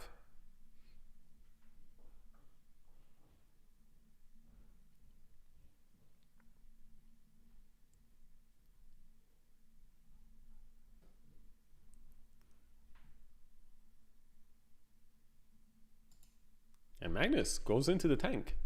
What is he thinking about here? Maybe he's considering some idea like takes and knight takes d7, where... No, he is not. He is not. He's looking for knight a6, an unusual move. And I'm not sure I understand it. If, let's say you take, I can just take your pawn on e4. Not really sure what was going on in that variation. Bishop to c5 played, targeting the rook, rook c8. And rook h3, targeting the bishop. If you move it, I take you on h5. And if I take you on h5, the knight on g4 is also going to be hanging. Bishop f2, targeting this bishop. Rook takes h5, defends the bishop as well as picks up the pawn and attacks the knight. So Magnus looks to be making progress here. Bishop takes c5 played. Rook takes c5, knight f6, targeting the pawn, maybe bishop d3. You have to watch out though, because then the bishop might have been overloaded defending everything here. So he goes to e5 instead, rook d4. And now, I think, not only defending against the threat, but maybe clearing the space on b4 for knight b4 at some point. This knight is kind of silly. You could have taken it, but then this knight would have fallen. Now the knight finds its way back back into the game, knight b4. Targets this bishop, and maybe we're going to see knight takes capture. No, we don't, because the rook was hanging. So rook d1 first. Bishop a4, exchange of rooks, rook d3. You could have taken this pawn on c4. The game is a complete mess here, under 20 seconds. Knight takes c6, b4.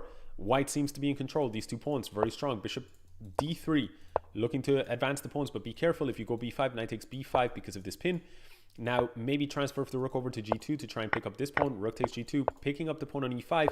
So far, black defending very, very well. Objectively, probably a draw. Magnus, with some pressure though, with these pawns, a little bit more problematic. d4. Rook e7, looking to push the pawns. Rook b8, looking to dislodge. King c4 is probably coming very, very soon. b5, b6. Which pawns are stronger? Hard to say. But in the end, Magnus, he wins on time. And Magnus's pawns were stronger in the end. Just one tempo stronger because of this idea. Although, maybe... No, rook takes b5, pawn takes, king takes. Yeah, actually, maybe. Maybe there was rook takes b7 there. This was really a crazy game. This is really a crazy game. I don't know Was that working? I don't know if it was working. I know that, you know, these like strong grandmasters, when they see a game and then they just go and they look up into the sky and a clear vision of the board, you know, beautiful vision. And then, you know, they solve it. If I attempt to do that, most of the time I'm just like, well, wait a second, where were things? Where were things? And in the end, the analysis in my head is inconclusive. So I don't know, but it looked like maybe there were some chances till the end for black. But the clock was the decider. A3, by the way, looking for B4, looking for a nice break at this pawn on C5, which would activate the bishop and hint at targeting the black king over the coming moves. Magnus is going into the tank again, though. He knows his opponent is a tough opponent, not one to be taken lightly. It is the Russian Grandmaster Dmitry Andreevkin.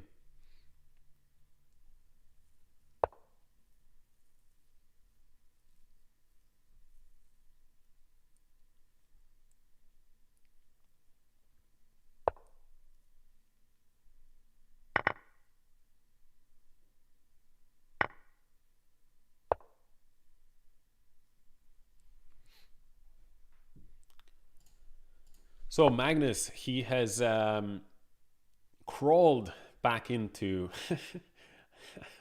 I don't think he'd take kindly to me using the word crawled in this particular instance. So I'll take it back. I'll take it back. But he's back on the front page. He is in 10th position. I mean, he's been playing great chess. Like overall, I mean, just incredible stuff. He just hasn't been playing his absolute A game. But in general, I mean, I hope you guys have also felt this. I've thought the quality of the games has just been outstanding. But when you're playing, you know, one strong grandmaster after another in a fast time control format, you know, the occasional loss is going to happen unless it's one of those nights where Magnus is just in beast mode and just sweeps the field. But it seems like for tonight, the player in beast mode is Andrew Tang, Penguin GIM. So he looks to be doing it tonight. Let's turn our attention back to this game and see what is happening. I think Andreevkin is doing quite well, actually, because these pawns shield the black king from any serious attack. And at the same time, black is up a pawn. And you could say white has the bishop pair. Isn't that usually a little bit of an advantage? Sometimes it is, but in this instance, this knight is not it's most of the time it is, let's say, but in this instance, the knight and bishop are pretty strong pieces as well.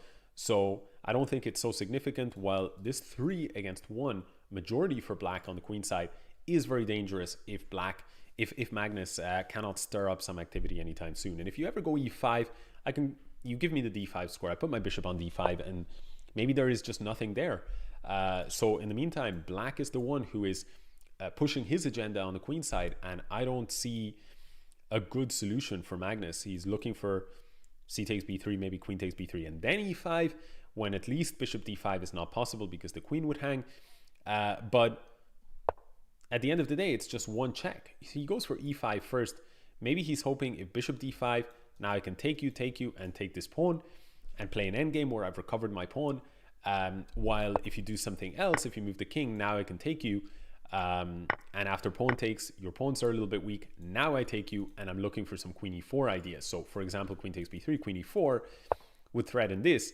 And it's not so easy maybe to stop those ideas. And also the pawn was being threatened here on h7. And so f5 multi-purpose, you stop the attack on this pawn and you cut out queen e4 ideas.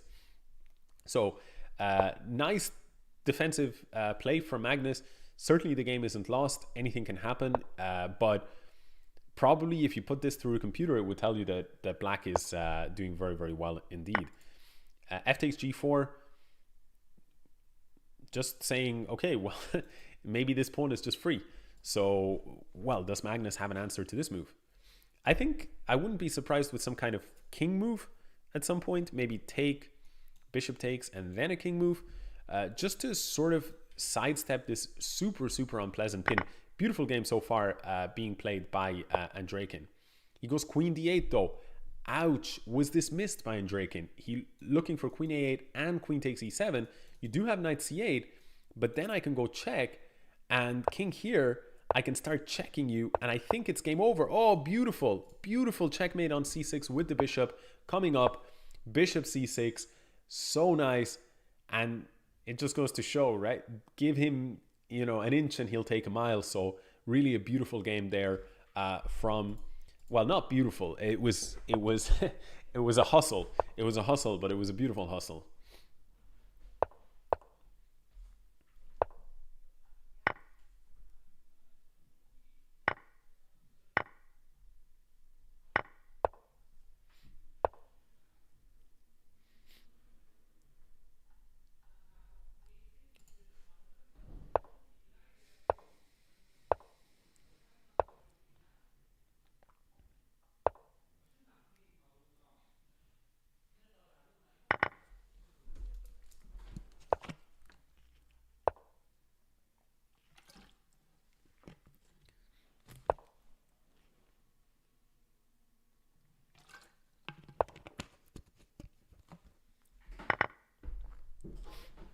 Okay, so it's Magnus.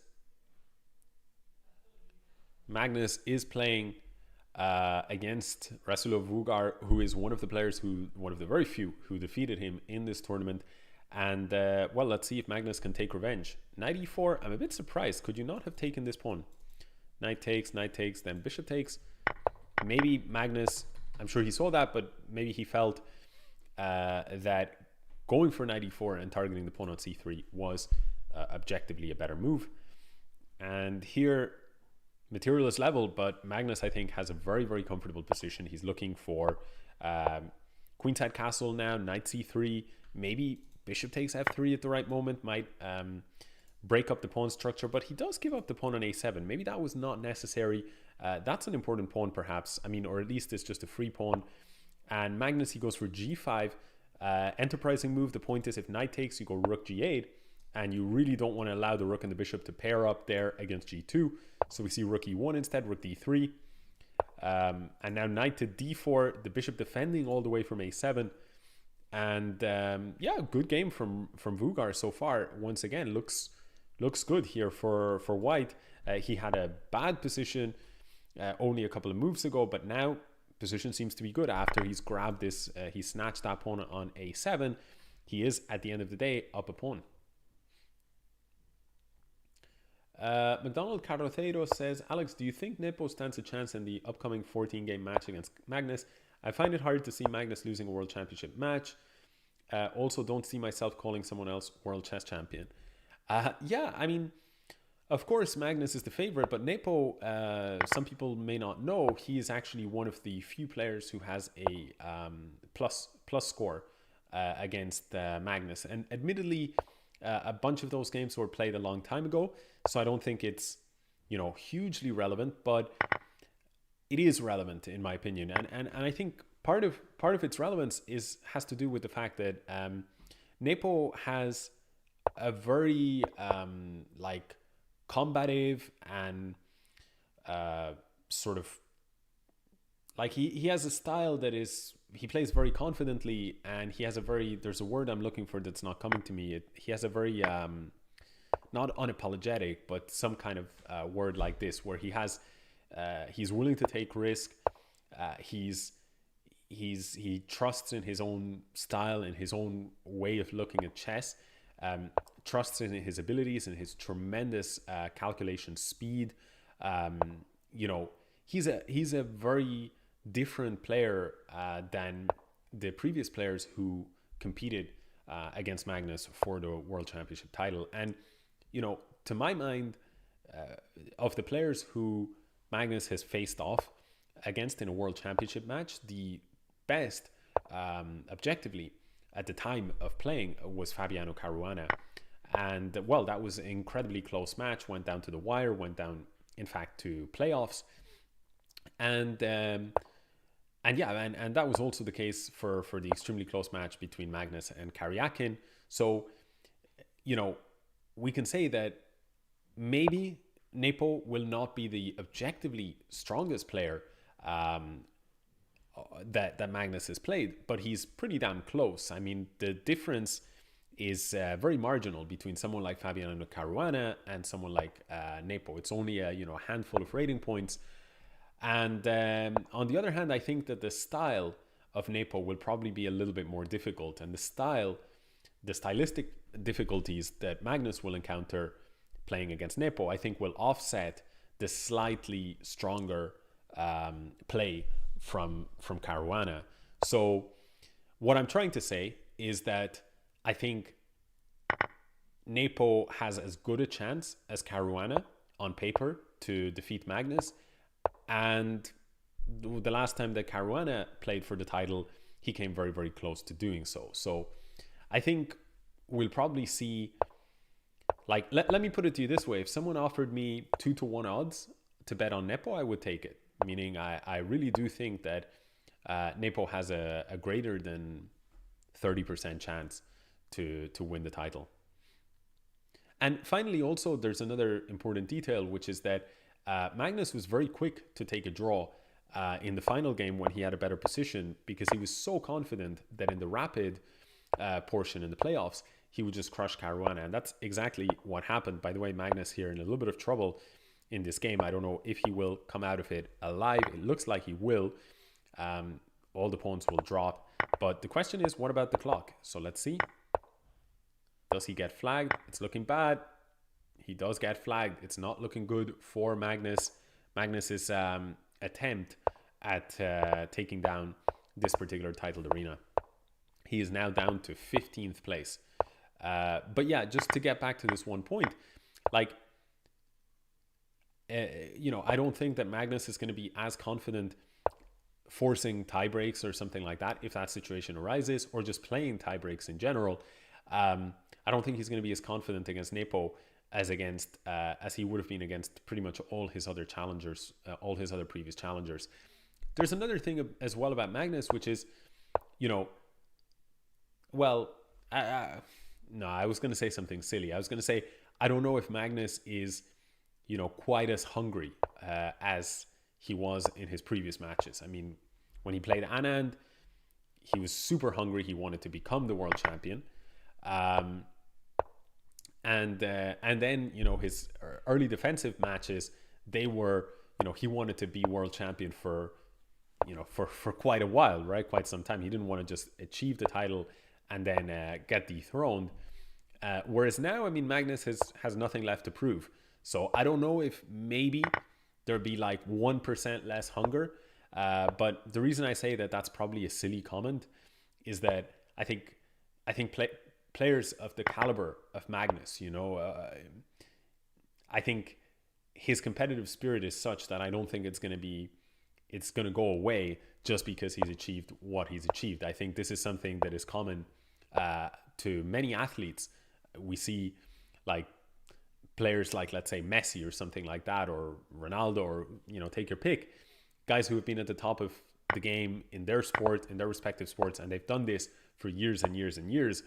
I don't think that we can say, well, now these guys are a little bit less hungry, or they won't be, giving it their all in the highest stages. I mean, they will show up just as hungry as they did every previous time. So I think Magnus will show up just as hungry. So, I take back that suggestion, but I do stick with my early thoughts that I think Nepo is a maybe trickier player on paper. I don't know, what do you guys think?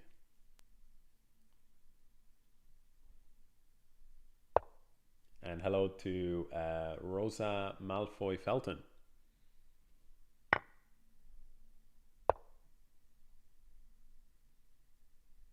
Uncompromising is the word, Don Bomb. Thank you very much. Appreciate it. That's exactly the word. Richard also with that word. Krosky.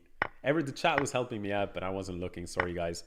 Thank you to all of you. Magnus here looking to be in a little bit of better shape and forcing that resignation. Sorry, we didn't get to cover this particular game. Sometimes also I get a little bit a little bit like I need a little bit small breaks from the actual commentary. So I hope you'll excuse occasionally not talking through some games. Where is Magnus? Are we on the Magnus cam? We are on the Magnus cam. All right, he's playing Grandmaster Funny Chess.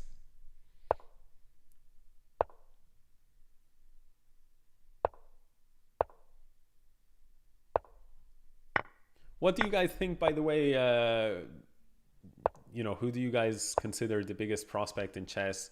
Besides Nepo, like in terms of the younger generation, who are you guys looking for maybe a future dominant force in the chess world, or who will sort of take on the Magnus role when Magnus retires? Do you guys? Who do you guys see? Nihal Sarin. Someone mentioned Nihal Sarin. So here's a story about Nihal.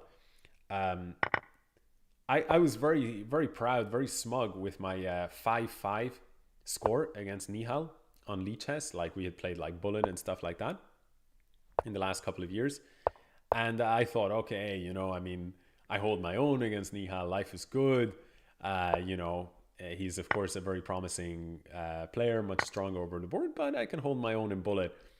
So we played a Bullet match, and I hadn't played him in maybe, I don't know, 6-7 months or whatever it was.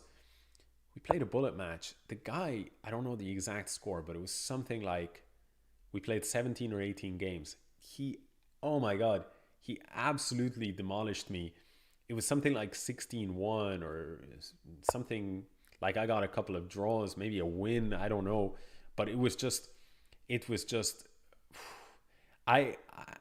and so the reason I'm telling this story is because to me, it felt like, man, I'm playing a different caliber of player here. I mean, I haven't played this guy in 6 months.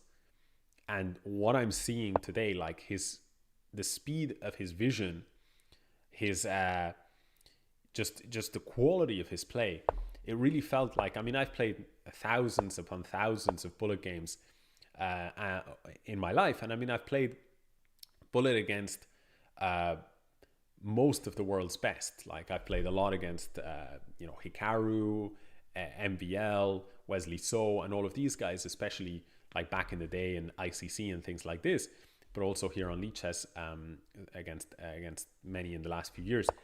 And after a while of playing a lot of Bullet games, you start to get a kind of a feel, even if you don't know what the rating of the guy is, or even if you don't know the identity of the player, you get a feel for, like, you become pretty good at guessing how strong this guy is over the board, right? You kind of get a feel for, is this guy a 2500 GM, a 2600 GM, a 2700 GM? When I played Nihal, it felt like I was playing like a 2750 plus GM. It was just so impressive, the quality of his play and the speed of his the quality of his decision making, the speed of his tactics and calculation was just insane.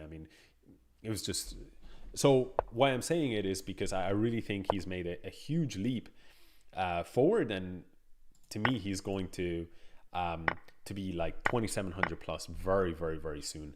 I think he's around 2600 ish right now, but to me it feels like he's playing at 2700 plus.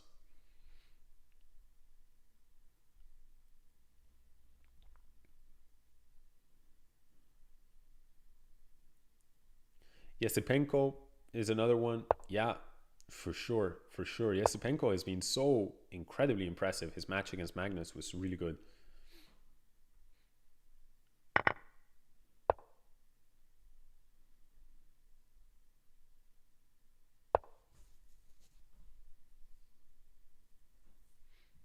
So what is happening in this particular battle here? We've got Magnus. He is down a pawn against Funny Chess. Is he 5 against 6? But it's not a huge thing to be down a pawn. I think his pieces are a little bit better. Black's pawns are a little bit broken up. So I don't think Magnus is worse here, but also probably not better. It's objectively, I think, around equal.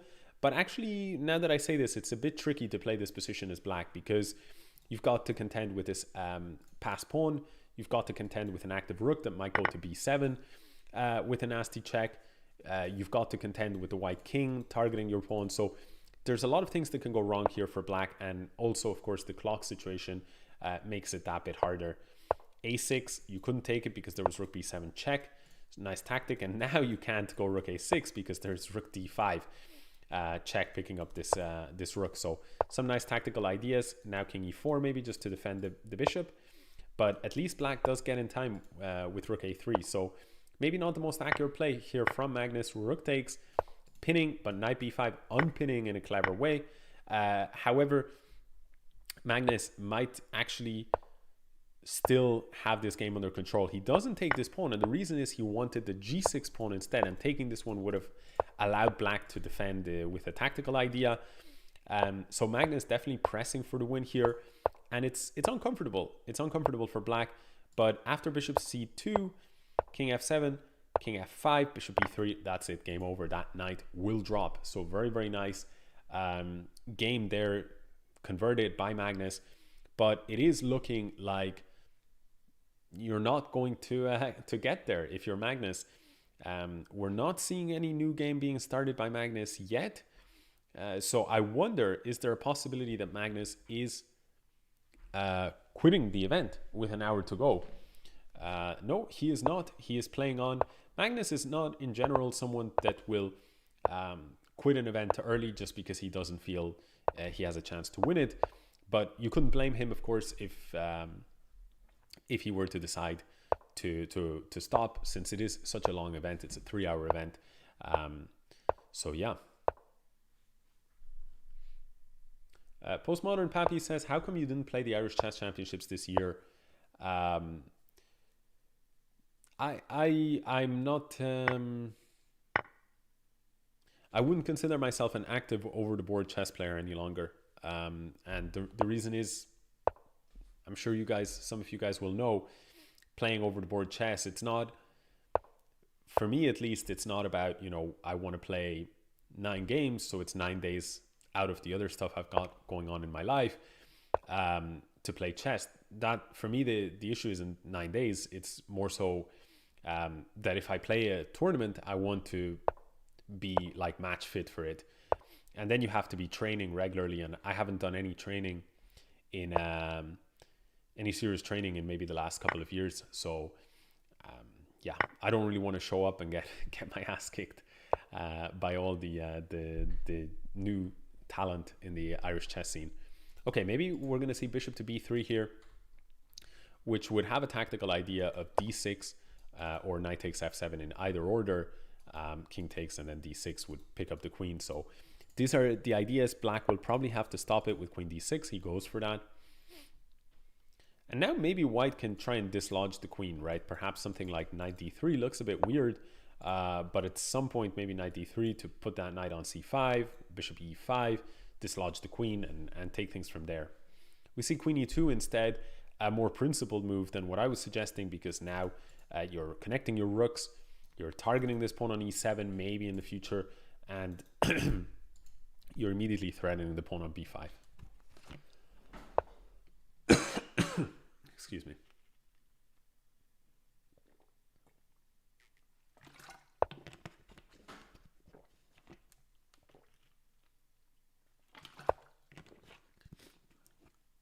Postmodern Pappy, you're saying you don't know what a good tournament to start with in Ireland would be.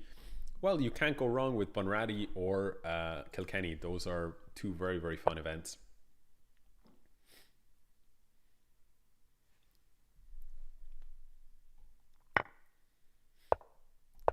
Rook e7, nasty threat of checkmate here with queen takes g7. What are you going to do about it? You go rook g8, but wow, queen takes g8. If knight takes queen, the point is bishop takes g7 would have been mate. And more tactics, very, very beautiful stuff here from Magnus, putting on a bit of a show and forcing resignation. That was really, really nice. Really nice trick. The point is queen takes. If you took with the knight, then bishop takes g7 was mate. And after this exchange, he goes for another tactical shot. That was really, really nice. Arnelos, he is a Greek Grandmaster.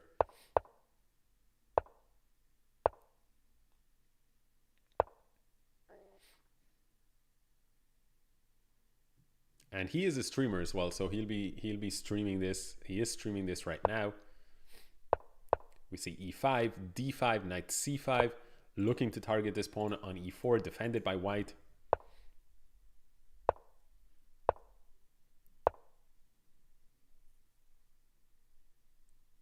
And guys, I am gonna take Hamta Champ's advice. He says, Alex, are you still sweaty? Go for the tank top. I'm not gonna do a tank top, but I'm roasting alive here.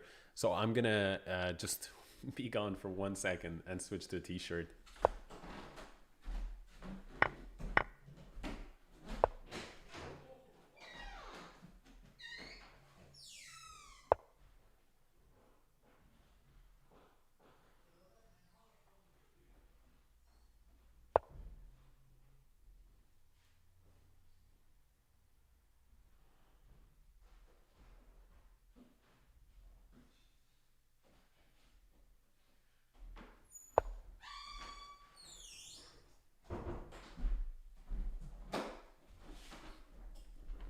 All right, I'm back.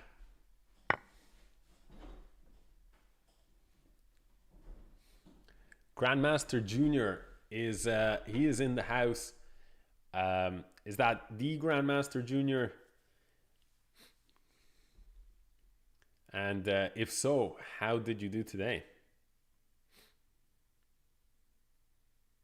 For those who don't know, the Irish Championships is taking place right now. Grandmaster Junior, if it's the Grandmaster Junior, he is participating in it. So, and he is a fellow player from Cork. So I'm always very curious to know how he's getting on. For the meantime, in the meantime, let's talk a little bit about this game here. A4, queen takes f4, and a3, looking to dislodge this knight. And after queen takes f8, rook takes f8. It's a nice, very nice positional game here from Magnus so far. b4, a tactical idea. The point was, you can take my knight, but I'll take your knight. And now we see f4. Pawn here. Pawn is weak. Now, what do you do? Well, this pawn was also weak. Maybe rook e7. Finally, black having to defend this pawn. Or will he go for some more aggressive measures with some move like knight e3? He just gives up the pawn, because if you take me, I go rook c8 and I invade with my rook here onto c4. So rook e3, knight d7, and now we see rook c4. But honestly, Arnelos, he's doing pretty well here in this position, because he's managed to get the knight over onto e6, and he takes this bishop on g7. And that's an important bishop to take, because now there are not so many attacks against the king. Now knight c5, though, somehow or another, in the last few moves, it feels like Magnus once again regaining a little bit of control of the game. But importantly, Magnus is down in exchange, so that's actually something that needed to be mentioned much earlier than I did. But on the other hand, while Magnus is down in exchange, and that's very significant, this knight and this rook, they're completely out of the game for now. We just see they're frankly very poor pieces, and maybe knight takes d5 is even possible here. Knight takes d5 immediate. What is wrong with this move? Magnus has more sinister intentions. He wants knight c3 check. If king c1, rook c2 would be checkmate. But I expected maybe rook takes e4, just giving up in exchange, because these knights are such monsters. Now the rook is hit, and knight c3 check followed by rook takes a2 is a threat of mate, and now knight d2 is going to end the game. And he does. I feel like white was just, he needed to give back the exchange. He needed to give back that material, and he didn't quite pull the trigger on it, and paid the price swiftly there against Magnus. So Magnus does win. He's up to 9th place, 53 minutes to go. Magnus needs a streak. He needs to stop losing games. Even then, let's take a very quick look as we are under the 1 hour mark to go to finish the event. Let's take a look at the current standings. Penguin GIM, he did lose a couple of his games in his recent battles, and he is now only down to a modest 19-point lead in the event. I mean, a beastly lead. What can be said? It looks to me like he has the tournament close to wrapped up. But on the other hand, Kiart and Arca, and Chess Today, they are all on 70+ points. and they are all on fire. Magnus is the only other guy on fire on the front page, but he is lagging significantly behind with 62 points.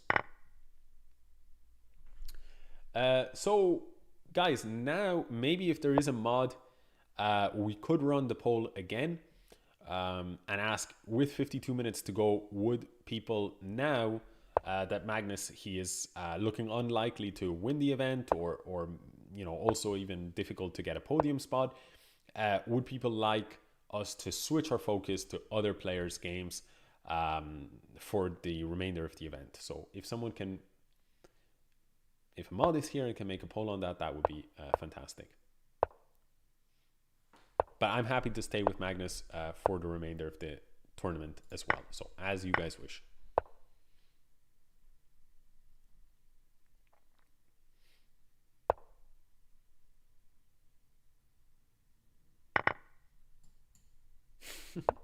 McDonald Carrocero says, yeah, let's jinx Penguins games.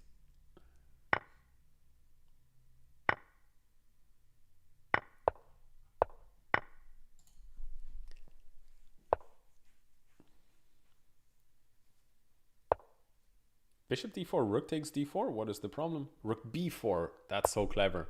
If rook takes d4, c takes d4, queen takes queen, but there was rook b4. Such a nice find. e5 here. But chess today in okay-ish shape for now. I mean, the material is... oh no, he is down a pawn, so that's quite uncomfortable. I thought it was equal for a second. And his pieces are very, very inactive. So here we're going to see queen f3 perhaps played. He goes for queen e3. I think the threat is to play rook takes g2, king takes, then queen f2, king h1, and then queen f3 check. So queen takes d4 is maybe a spite move, maybe a mouse slip. Who knows? But in any case, resignation came straight after that. Grandmaster Junior, by the way, he won today. Congratulations. That was... I saw the game right up until the moment that I had to jump on stream. I was tracking it, and it looked very, very impressive. I was just ever so slightly concerned that maybe you would you know, I don't know, maybe make a last second blunder or something like that, because it was a high pressure situation. But I'm very happy that you took it down, because it looked like a great game. Yeah, so castle here. Magnus with the center.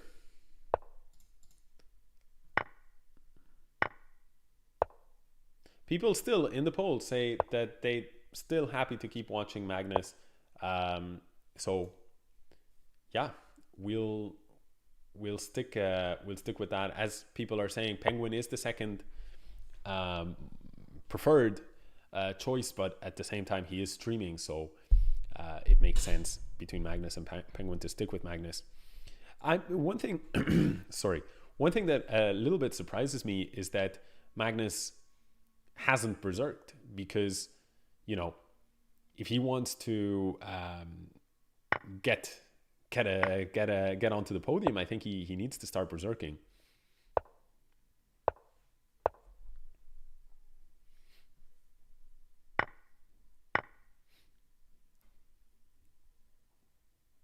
So d takes e4, f takes e4. Magnus building up this pawn center. e5 not possible because you'll take the pawn, but knight on f5. As I believe Gary Kasparov once said, with a knight on f5, I'm unstoppable, or something to that effect. They're just so strong. And here, maybe routing that queen to g3, targeting the pawn on g7 would look very, very dangerous for black. So Christopher Yu, I don't know how exactly he's going to battle this. He goes knight e5, a clever idea. The point is, after queen g3, now knight will jump to g6 and shut this pressure down. But white is undeterred, goes e5, targets this knight, and at the same time has an outpost now on d6, from which it will target the rook and also target the pawn on f7. So a move like knight d6 is looking good, but also this knight is shaky. Knights on g6, g3, b3, b6, very vulnerable to these kind of attacks. And there we see h4. And if black goes h5, the problem is now maybe e6 ideas are going to be in the air, because not immediately, but in the future, it could happen that e6 is possible, because f takes e6 may lose this knight. So sometimes there are ideas like those once you've committed to h5. And the other point is you can just lose this pawn on the spot, and that's what's happening. The bishop is under fire, and now once the pawn has been plucked away from the board, now Magnus says, I'm going to renew the thread. I want h5 here, and when you move the knight, I'm going to checkmate you here on g7. So what are you going to do about that?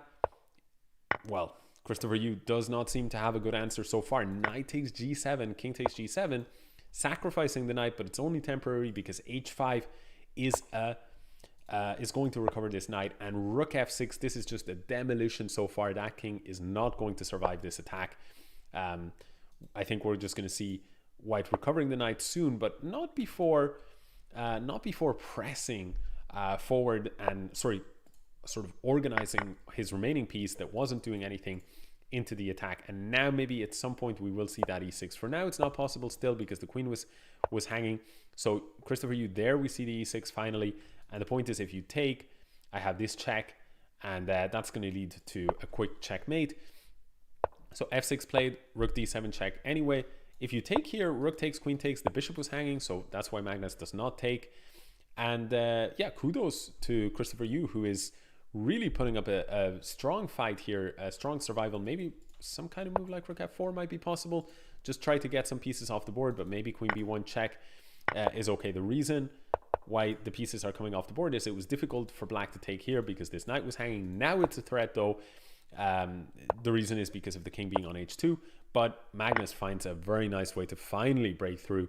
Tenacious defense from the young Christopher Yu, but it wasn't enough here against Magnus, who ends the game with almost half the time on his clock. Will we see Magnus going for those berserks in the next few games? I feel like he has nothing to risk, and I do think it's, you know, as we would say if we were poker players, plus EV, right? So I think it's I would be shocked if Magnus declines to berserk. He may, I'm surprised. I mean, he may just maybe not, doesn't have his best connection or his best setup with a mouse or something like that today, because it's really been surprising, his complete lack of berserking.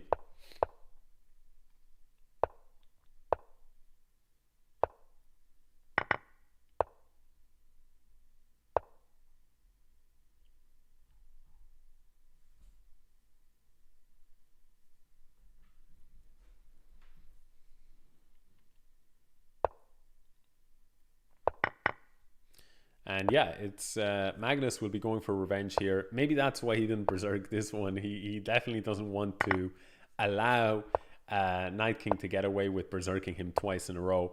And you know, if he were to berserk back, then he loses that berserk advantage. And I think he just wants revenge here, and he'll probably get it because he's got in a very calm position here.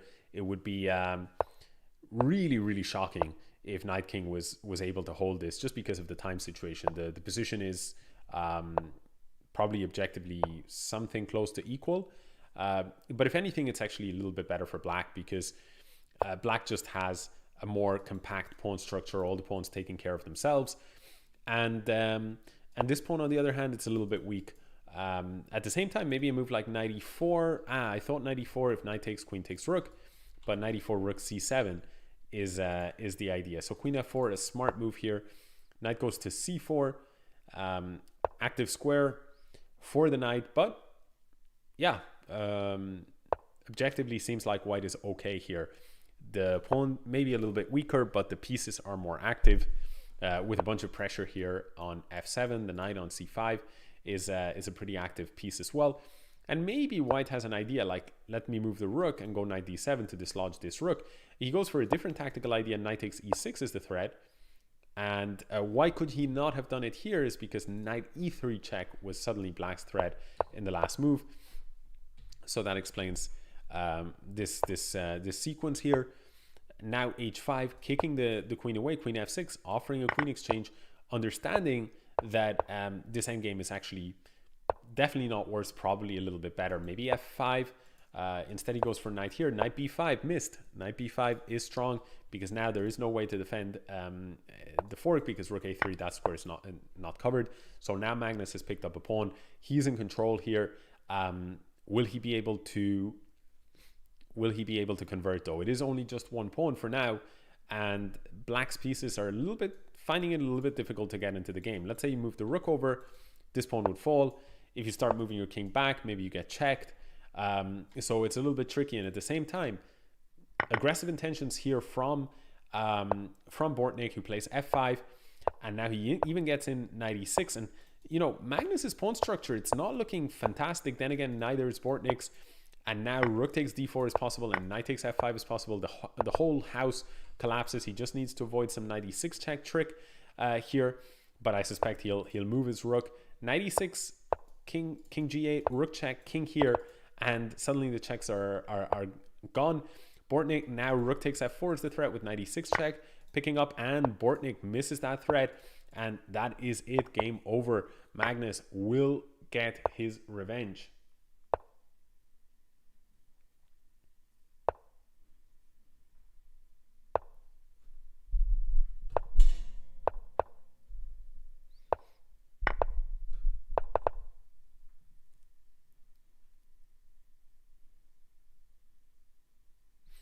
Okay, he wins the game.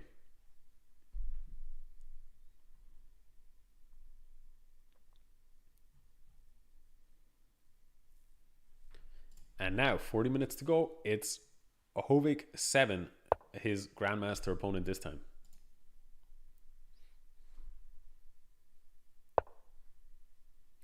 And Magnus, he is in 6th place. Still no berserking, but maybe he has some chances. We'll go back to the game in a second, but let's just show the rankings now. Penguin about to break the 100-point mark. He looks to have it nearly in the bag. Arca 50 on 82 points is his closest rival. We've got Knight King. We've got Matti Pro on 78 points, a very strong international master. Bortnick himself is also on 78. And then we see Kjart on 75 and Magnus on 74. So I do think that Magnus has some very decent chances to come second, but to my mind, it would take nothing short of a miracle to overtake Penguin. I mean, you're talking, what is it, a 25-point gap in 3-minute games? I just don't think it's even possible. So let us return.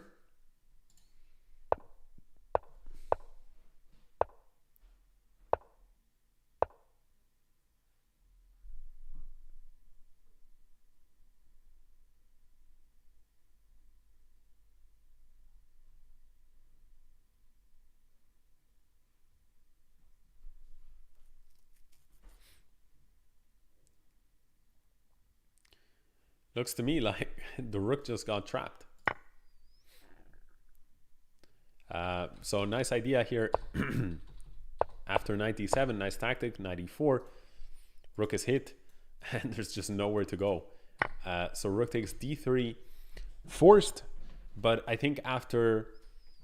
It's not so bad, actually. It's not such a disaster for Hovik because he does pick up this knight. After, let's say, knight takes, queen takes, e4. The position seems to be okay for Black after all, even though he's down in exchange. Not okay, I mean, he's much worse, but at least he's still alive in the game. Magnus, maybe though, considering he has the option of rook takes d3, but after knight takes d3, queen takes d3, Black would have knight takes e5. So I'm not sure what Magnus is seeing here. This doesn't look good to me. Queen g2, wow, beautiful idea from Magnus. So the point is he wants to take back the knight, but he saw if we take this way, then the problem is this. I defend my knight, but this is the problem. If I take this way, I go queen takes, but queen g2, wow. I mean, that's just incredible stuff for Magnus. Like that's insanely good. That is insanely good. So what he saw here is he saw if I take this way, I win in exchange. Then he started looking into this. And, you know, where I was stopping is, no, this doesn't work because queen takes, knight takes e5. But he finds this incredibly beautiful point. Now you take a knight f6 check. This is the point. You get this position. And this is the position that he was probably looking at in his calculations, and he had to judge this one. He had to find all of that sequence, and he had to judge that this position was good and better than the other position. He had to judge that, you know, from that original position. It was just incredible stuff.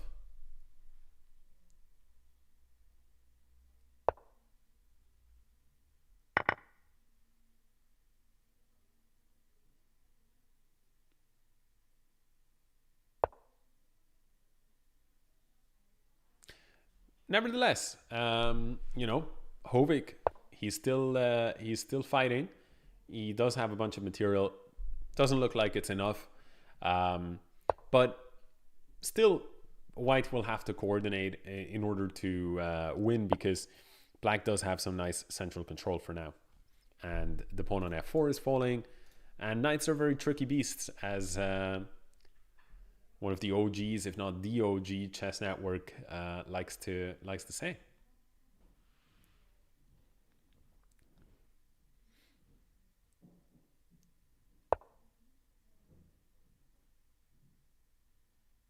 H4, knight takes f4, rook to f1, targeting the knight, but I'm not sure what he's threatening. Maybe just wants that rook stays here, hitting both the knight, and if the knight moves, the pawn.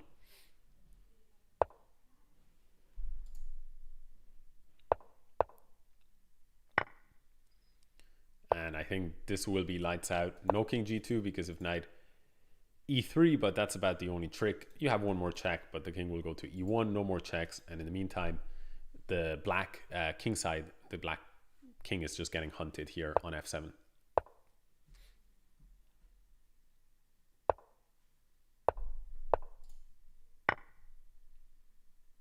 And that's it. An unceremonious end for Hovik in this game here. And with that, Magnus continues his winning streak. And he is on... Well, he is... While we wait for the pairing, let's see how he's looking. And we heard a berserk there, but whether it came from Magnus or not, we'll see in a second. Magnus is currently in 5th place on 78 points. It did not come from Magnus, so he's not berserking back. Not just not berserking Knight King, he is not berserking anyone, period, in this event.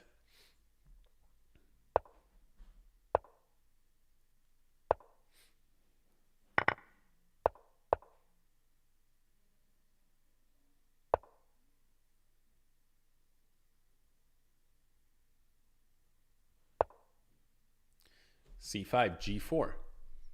Now I can go c4. Targeting this this bishop looks quite good, forcing the bishop back, and maybe that's what Matthias expected, and that's why he had pre-moved bishop to e2. But Magnus went a different direction. Knight e4, queen d3, exchange, and does this pawn drop with check? It drops with more than check. Bishop takes f3 first, defending this, and then bishop takes g5 and bishop takes c1. And honestly, I don't blame Matthias. He went for the berserk, probably trying to rack up points, but it backfired quickly against the world champion. And that's a 17-move win. And I think Magnus, he's probably just waiting to get paired for the next game. 33 minutes to go. Will we see any berserking with 33 minutes to go from Dr. Nichterstein? d4, knight f6, c4, g6. Are we going to see maybe a Grunfeld, maybe a King's Indian?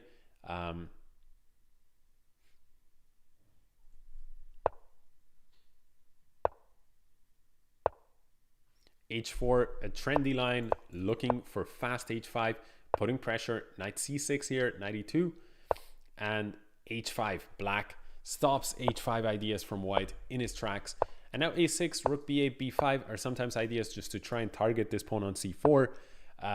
But he goes bishop d7. We have a King's Indian position on the board, and there we see an immediate b5 with no support from the rook, and now b takes c4. This is a good variation because it feels like white played knight d1 very quickly, but this is not such a good move because now d5 breaks against the rook and against the pawn, and it looks like black is actually getting some fast play. I would be worried if I'm white here. King is in the center of the board, and you know, maybe rook is going to come to e8, and e5 is one idea. Knight d3 check, or knight c2 if the white queen and the rook get dislodged at any time. Maybe bishop b5. Huge activity here for black, so it's looking like a good position for the world champion.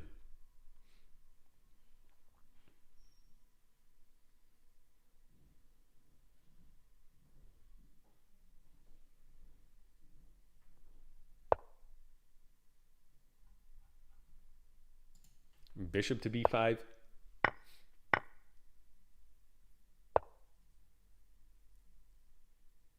Queen d6, knight is hit. Probably knight e4 will come, but then maybe queen e6 with some f5 ideas.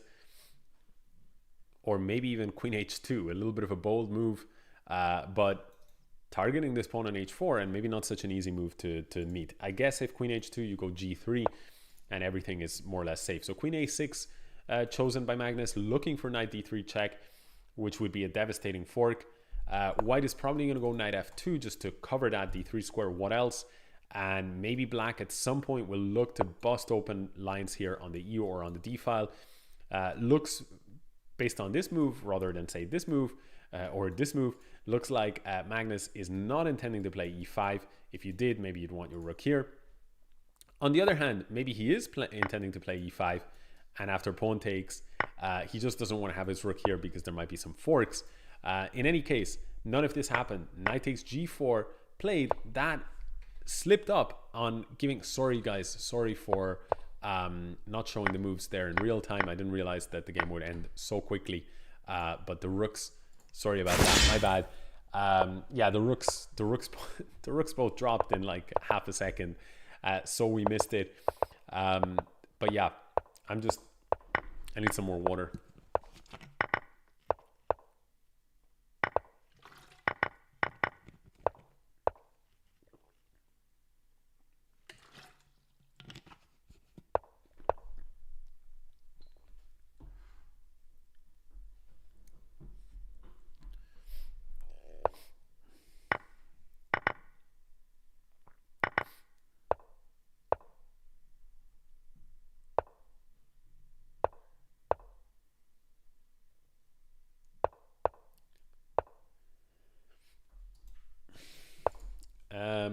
Ham to Champ asks, why am I only an IM?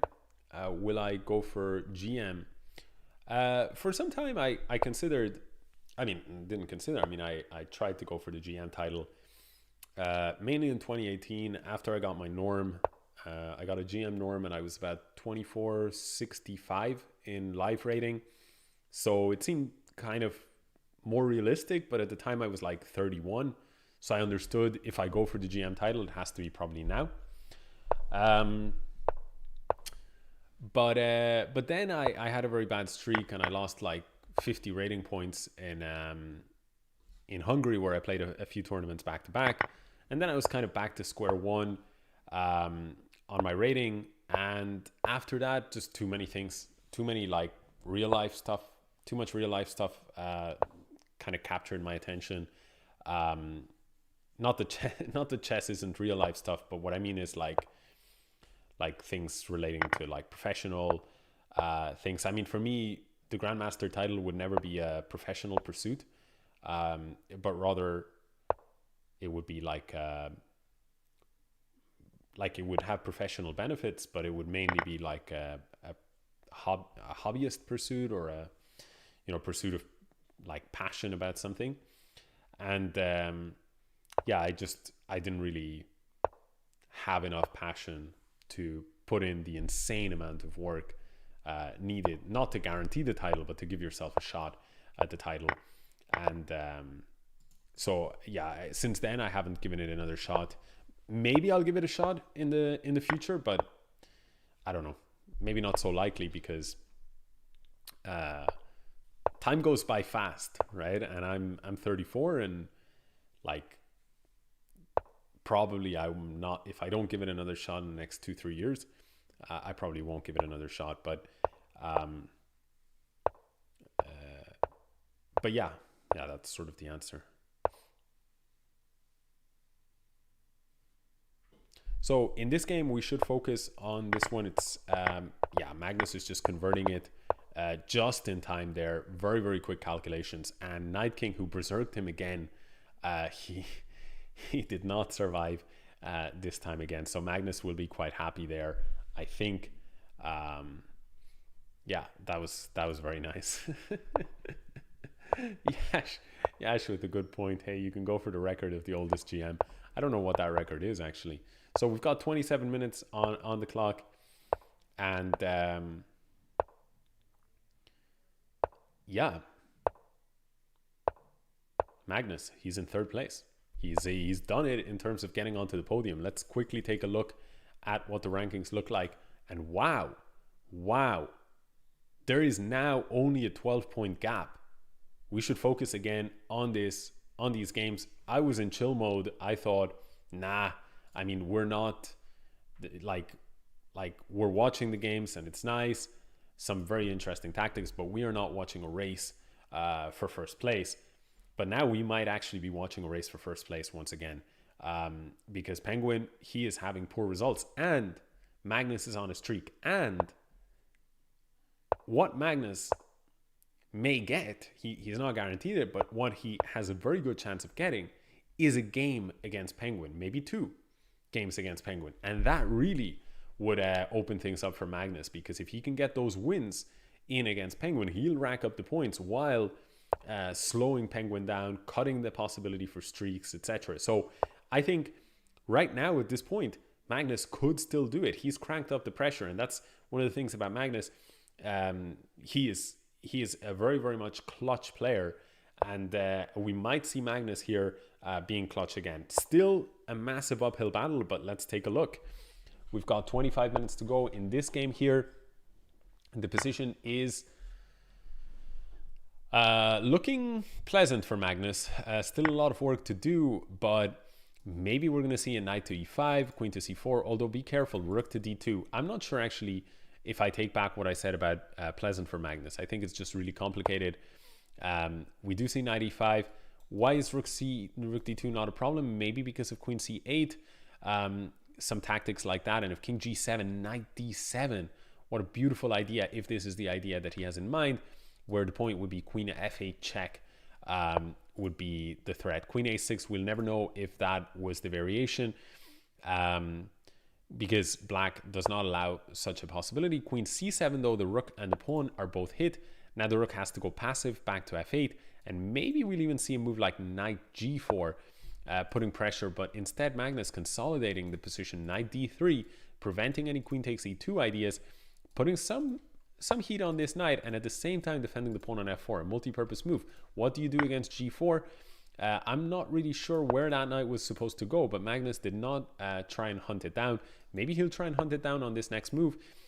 Maybe he's just saying, you know what, the knight's not worth my time for now because it's such a passive piece. But I'm not sure. There must have been some other reason, but black's position has suddenly very, very quickly just completely collapsed. And in fact, with no weaknesses and nothing to show for and nothing to target, black actually literally just resigned. That knight on e3, what a monster piece.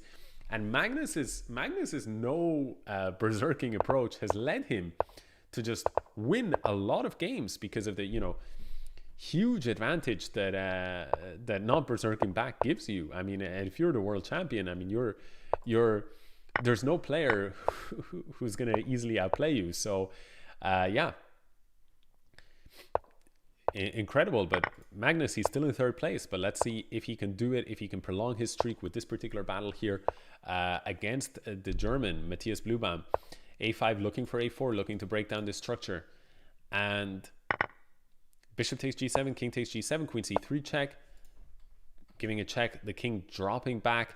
Position is very safe for Magnus. h4, h5, h6 is the idea here that Blubam might have had, but doesn't seem too scary. Magnus in the meantime has inflicted some structural damage on white, and now white has done all of this, but has he done the work for himself or for his opponent? Because maybe Magnus will be the one that actually profits from the opening up of the h-file.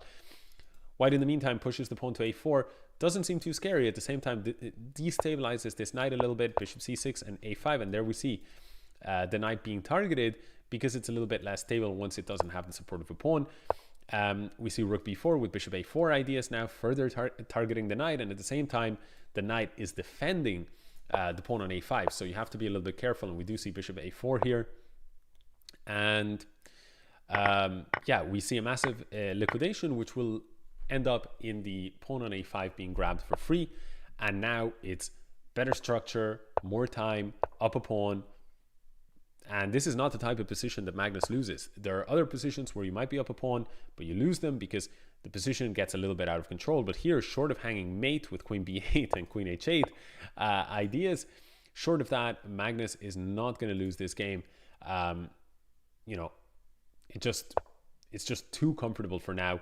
Queen a5, queen d2, looking for that queen exchange, and now just a technical grind. What Magnus, one of the things Magnus specializes in, right? These kind of endgames, converting them. So let's see the technique here. D5, just pushing the pawns for now, easy work, and now knight c3, ending it. Very clinical finish, and resignation will surely come. At this point, if I were Magnus, I'd be a little annoyed at my opponent still playing on this position, because why are you playing this on? Down so much material. But maybe Matthias Blubam says, why aren't you berserking me back? So it could be a little bit of that, or it could be completely unrelated. But certainly, if you're Matthias Blubam, you're not gaining anything from playing this position on. If you're berserking, the reason you're berserking is in order to, you know, try and rack up points as quickly as possible. Here, you're not going to get any point. You know you're guaranteed to lose. So I don't know why this is being played out. Nick Zach, I appreciate that you like those the Chess Factor videos. Hope you continue to enjoy them.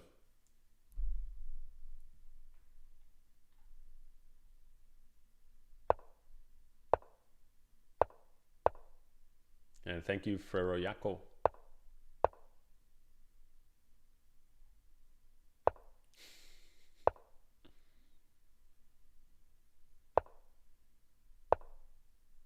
Yeah, staying watching Magnus was indeed a good idea. So thanks guys for that call. And Magnus, he is in second place, 20 minutes to go.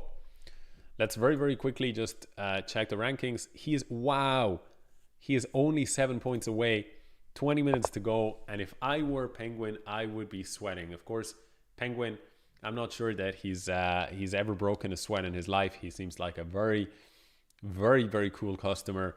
But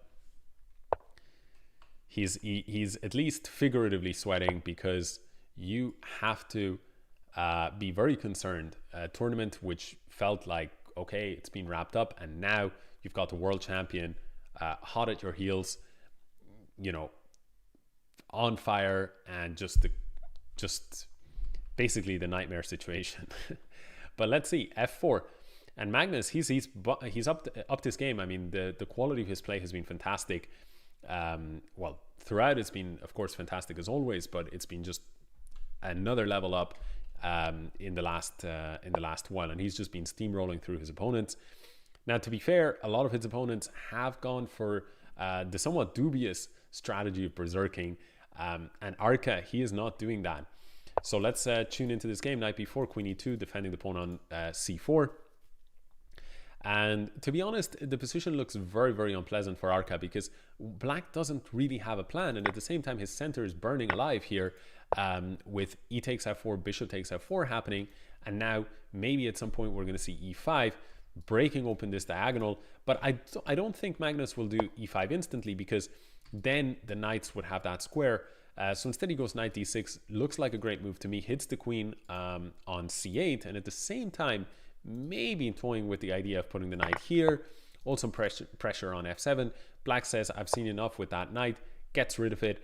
Now bishop g4 targeted the queen, so queen f2, still keeping an eye on the pawn on c2. And we're probably, well, for now the rook has to move, so what do you do in order to avoid this threat?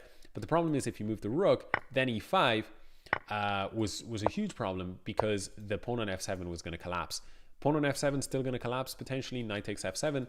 But at least maybe Arca is saying, I have some knight e3 ideas. I don't think they're very scary though, because if I take the pawn and knight e3, I can actually pick up this rook. That seems like a little bit too much for black to allow. So I'm not sure what exactly Magnus is looking at here, what the reason, like I can't speculate on why he's going into the tank, what are alternatives. But knight takes f7 played, rook e8. And now what do you do in this position? Maybe if you're Magnus, you go rook e1, knight e3, and you just sack this knight. Magnus instead focusing on getting rid of the bishop from g4. And now at this point, the bishop is targeting the knight, so you probably have to drop the knight back.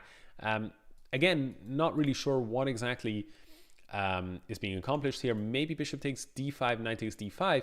Might look scary, but this would distract the knight from the attack on the c2 pawn. Instead, Magnus does not give up his bishop. I think probably was quite a silly idea. Instead goes for rook f5, and that's a clever tactical move, looking to get rid of the rook, because if you move your rook back, then the bishop is going to move, and that's going to highlight, that's going to sort of accentuate the value of Magnus's other rook by eliminating. That's a typical chess strategy idea, where if you eliminate in an endgame your opponent's rook and they have like minor pieces and you're up in exchange, that usually makes your rook that much more powerful. In other words, what I'm trying to say is 2 rooks against a bunch of minor pieces plus a rook is usually less effective than 1 rook against a bunch of minor pieces. So I probably used about 50 more words than were needed there, but hopefully the message was understood. Okay, so g4, knight b4, targeting this pawn, has to recapture because of rook. If you took with the rook, then the pawn on c2 would be hanging. Now king g8. Arca is defending very, very well, has to be said. Very, very tenacious defense. But at the same time, rook g2, rook g6, looks like white will be breaking through. And what can you do?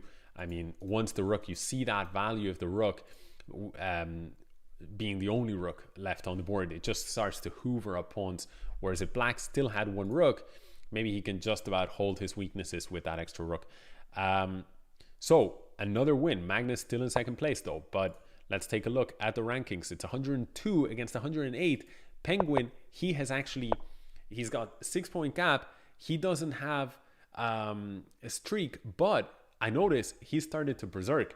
So Penguin could potentially rack up a streak on berserk, and if he does that, he's gonna win the event.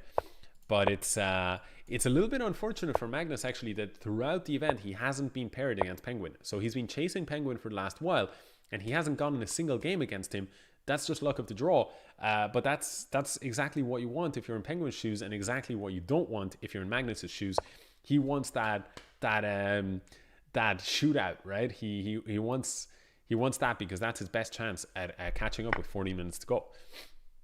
E takes d5 played, knight takes d5, targeting the bishop. Again, Magnus gets a good position out of the opening, f6, striking at the bishop. E takes d4, and now the f4 square is clear, and on top, that's an isolated pawn. Magnus, very, very comfortable position as black. I think objectively already a little bit better.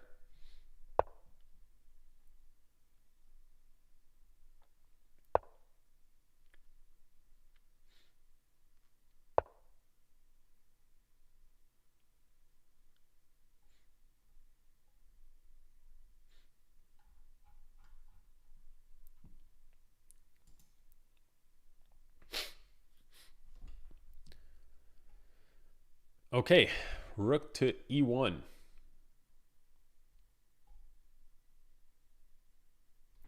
Targets the bishop. Magnus goes into the tank. He plays bishop d5 at the end. And this position is a lot more tricky. This is probably not where Magnus wants to be, because this is a game that could last a long time. This is potentially has 4 minutes left in the game, and 4 minutes is not where you want to be. I mean, when you've got 13 minutes on the timer. And I wonder actually, will we see a berserk from Magnus in the final game? I mean, if it's necessary, or will he even refrain there? So rook f7, knight takes d5, queen takes d5. But Kjart, he goes for this sequence of exchanges here. Maybe we're going to see, we see bishop f8 just covering against some rook e8 checks. At some point, we're probably going to see rook d7 trying to gang up on this pawn, but it's difficult because white has active pieces. active pieces here, targeting the pawn on c7. So for example, let's say you go rook d7 and you start liquidate everything here. At the very end of the line, you lose back the pawn that you gained on d4, you lose it on c7. So it's a little bit tricky. Maybe what Magnus is eyeing up with bishop f8 is, let me go bishop d6, get rid of those bishops, and then there's no pressure here, and then I'll go slow.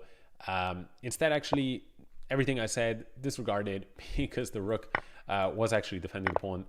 And so in this fashion, he was able to just collect the pawn. So Magnus, once again, in control. And this is a Magnus position, in the sense that he is, as I've said multiple times in this stream, but for anyone who doesn't know, and I guess that's very few people, Magnus is just a monster in these kind of positions, these technical grinds where you're up a pawn. He lets very few of them go. He converts, has a higher conversion percentage than anyone else in the world. Unsurprising for the world champion, but anyway, it's a real strong point of his play. So we would expect a conversion here from Magnus in this game, but the clock is ticking, 11.5 minutes, and yeah, he's picked up this pawn on a2. He has to sort of pray for maybe a resignation from Kjart, but the problem is Kjart is in 7th place and maybe feels like resigning doesn't really give him much hope to do a podium finish. So resigning only down 2 pawns, maybe in this game with a minute each on the clock, maybe not worth it. So it's kind of an unfortunate situation, because that's what Magnus really needs if he's going to contest first place. He needs a few of those early resignations from players who are just down 2 pawns and they don't want to play it out. Otherwise, we're running down the clock. Now picked up a pawn here as white, so now it's not even so clear. Rook to g7, exchanging a pair of rooks. We'll see no, rook d5 would drop the pawn on h4. So where is Magnus going to go with his bishop? Maybe he'll take here first and then play rook d5. He doesn't. He goes bishop g3. He has some ambitions. Let me go take this pawn and let me go rook e5 or rook. I'm surprised he didn't go rook e5, but maybe this was his idea. First go rook d5 and then king f1 and then rook e5. I don't know why not rook e5 immediately. It looked better to me, but I don't know. In any case, forces a resignation, because if bishop f2, rook f5. So Magnus kept up the speed, and he actually managed to conserve 1 minute on his clock, which is unfortunately for him, he's still in 2nd place. 9 minutes and 58 seconds to go. How many points back is a key question. He's 10 points behind.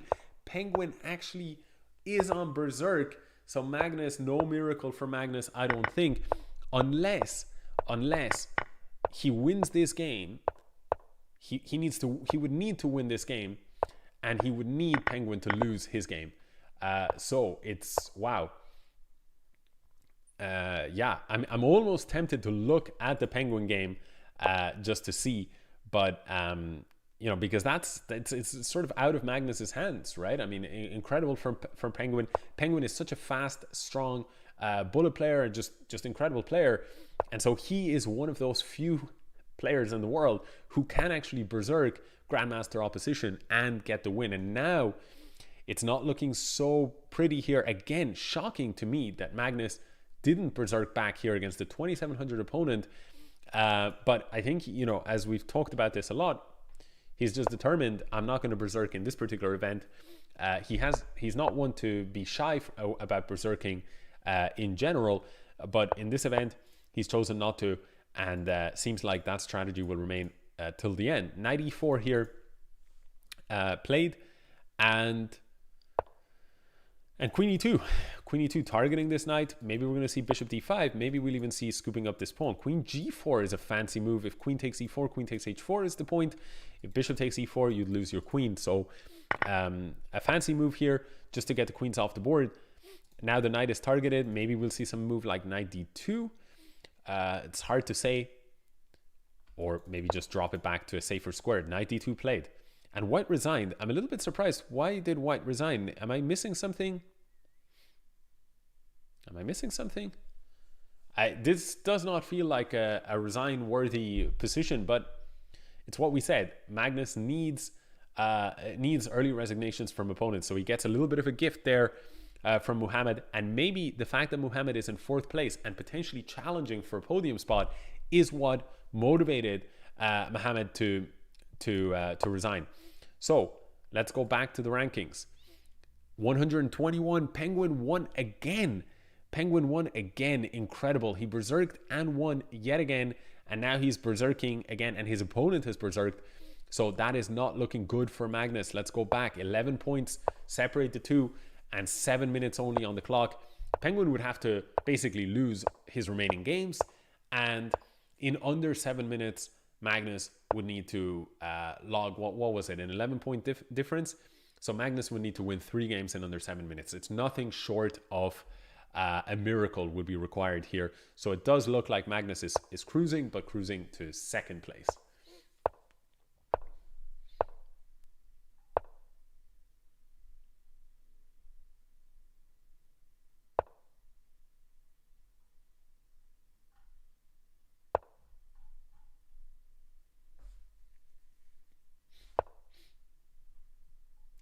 Even second place is not decided, says Owen Kravecki.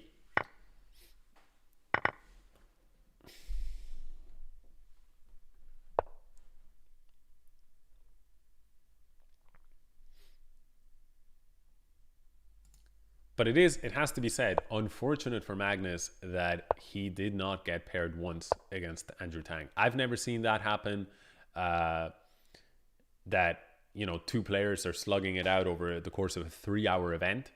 Now, to be fair, that's not true. Magnus was lagging behind for a very long time.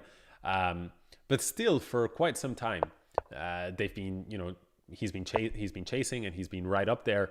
And it's just very, very unlucky to not get paired. I don't know. I'm not a statistician, so I couldn't even take a shot at what is the chance, what is the likelihood of something like this happening. But I presume it is quite slim. Queen takes d6. Looks like he's just cruising here. Again, I mean, he's up a pawn. But on the other hand, he is up a pawn. But after queen takes, if you take with the rook, then this pawn on e4 will fall. So maybe it's nothing too terrible for now. But although black has 4 here against only 1 on the king side, that's a 3-pawn advantage. But the difference is that these pawns are fast, especially the a pawn, while the black pawns are pretty slow to get work their way up the board. So the majority on the queen side should be the decisive factor here. Bishop d4, white I think is just coordinating better, and I would expect either a4 or c4 to come very soon. And we see c4, now c5. And Magnus just needs to push these pawns up the board. Knight d3 check.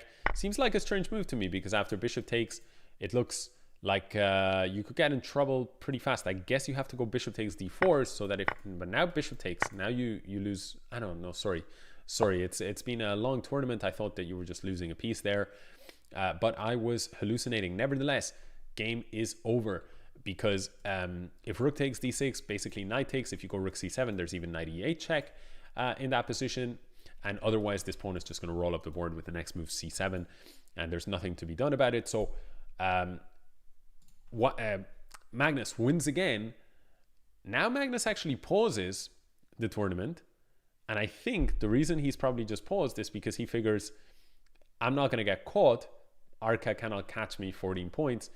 And I give up on trying to catch Penguin. That's a 12-point gap in 4 minutes. I'm just not going to do it. Plus, like, Penguin's probably just going to keep on winning. So looks like Magnus has paused, unless, yeah, looks like Magnus has paused the tournament. So we will watch. Somebody can let me know if Magnus gets paired again, and we can always go back. But for now, we're going to watch the winner of this tournament with an incredible performance.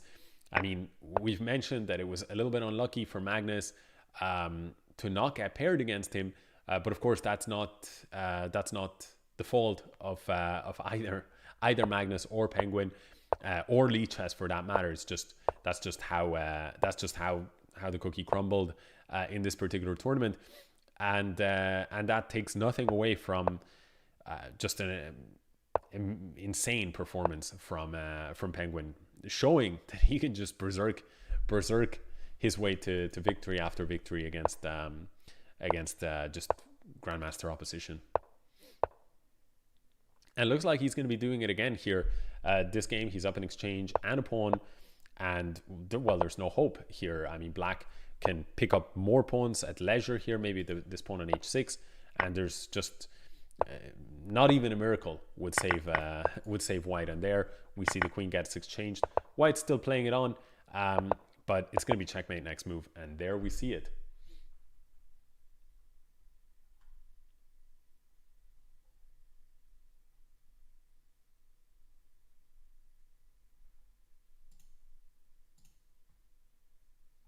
And Penguin himself has actually stopped as well.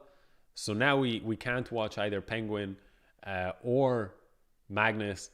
They're both chilling now. They did the job of securing first and second place respectively.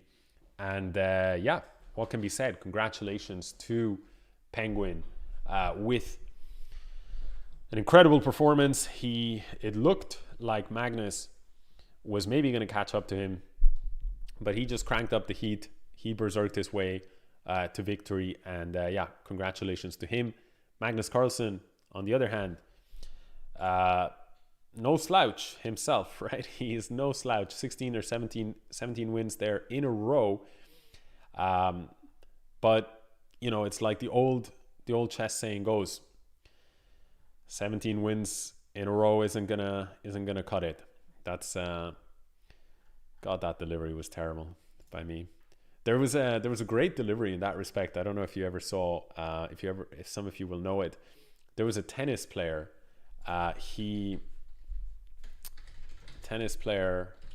Nobody beats. Do you guys know? Do you know nobody beats something? Do you know the one that I'm gonna say?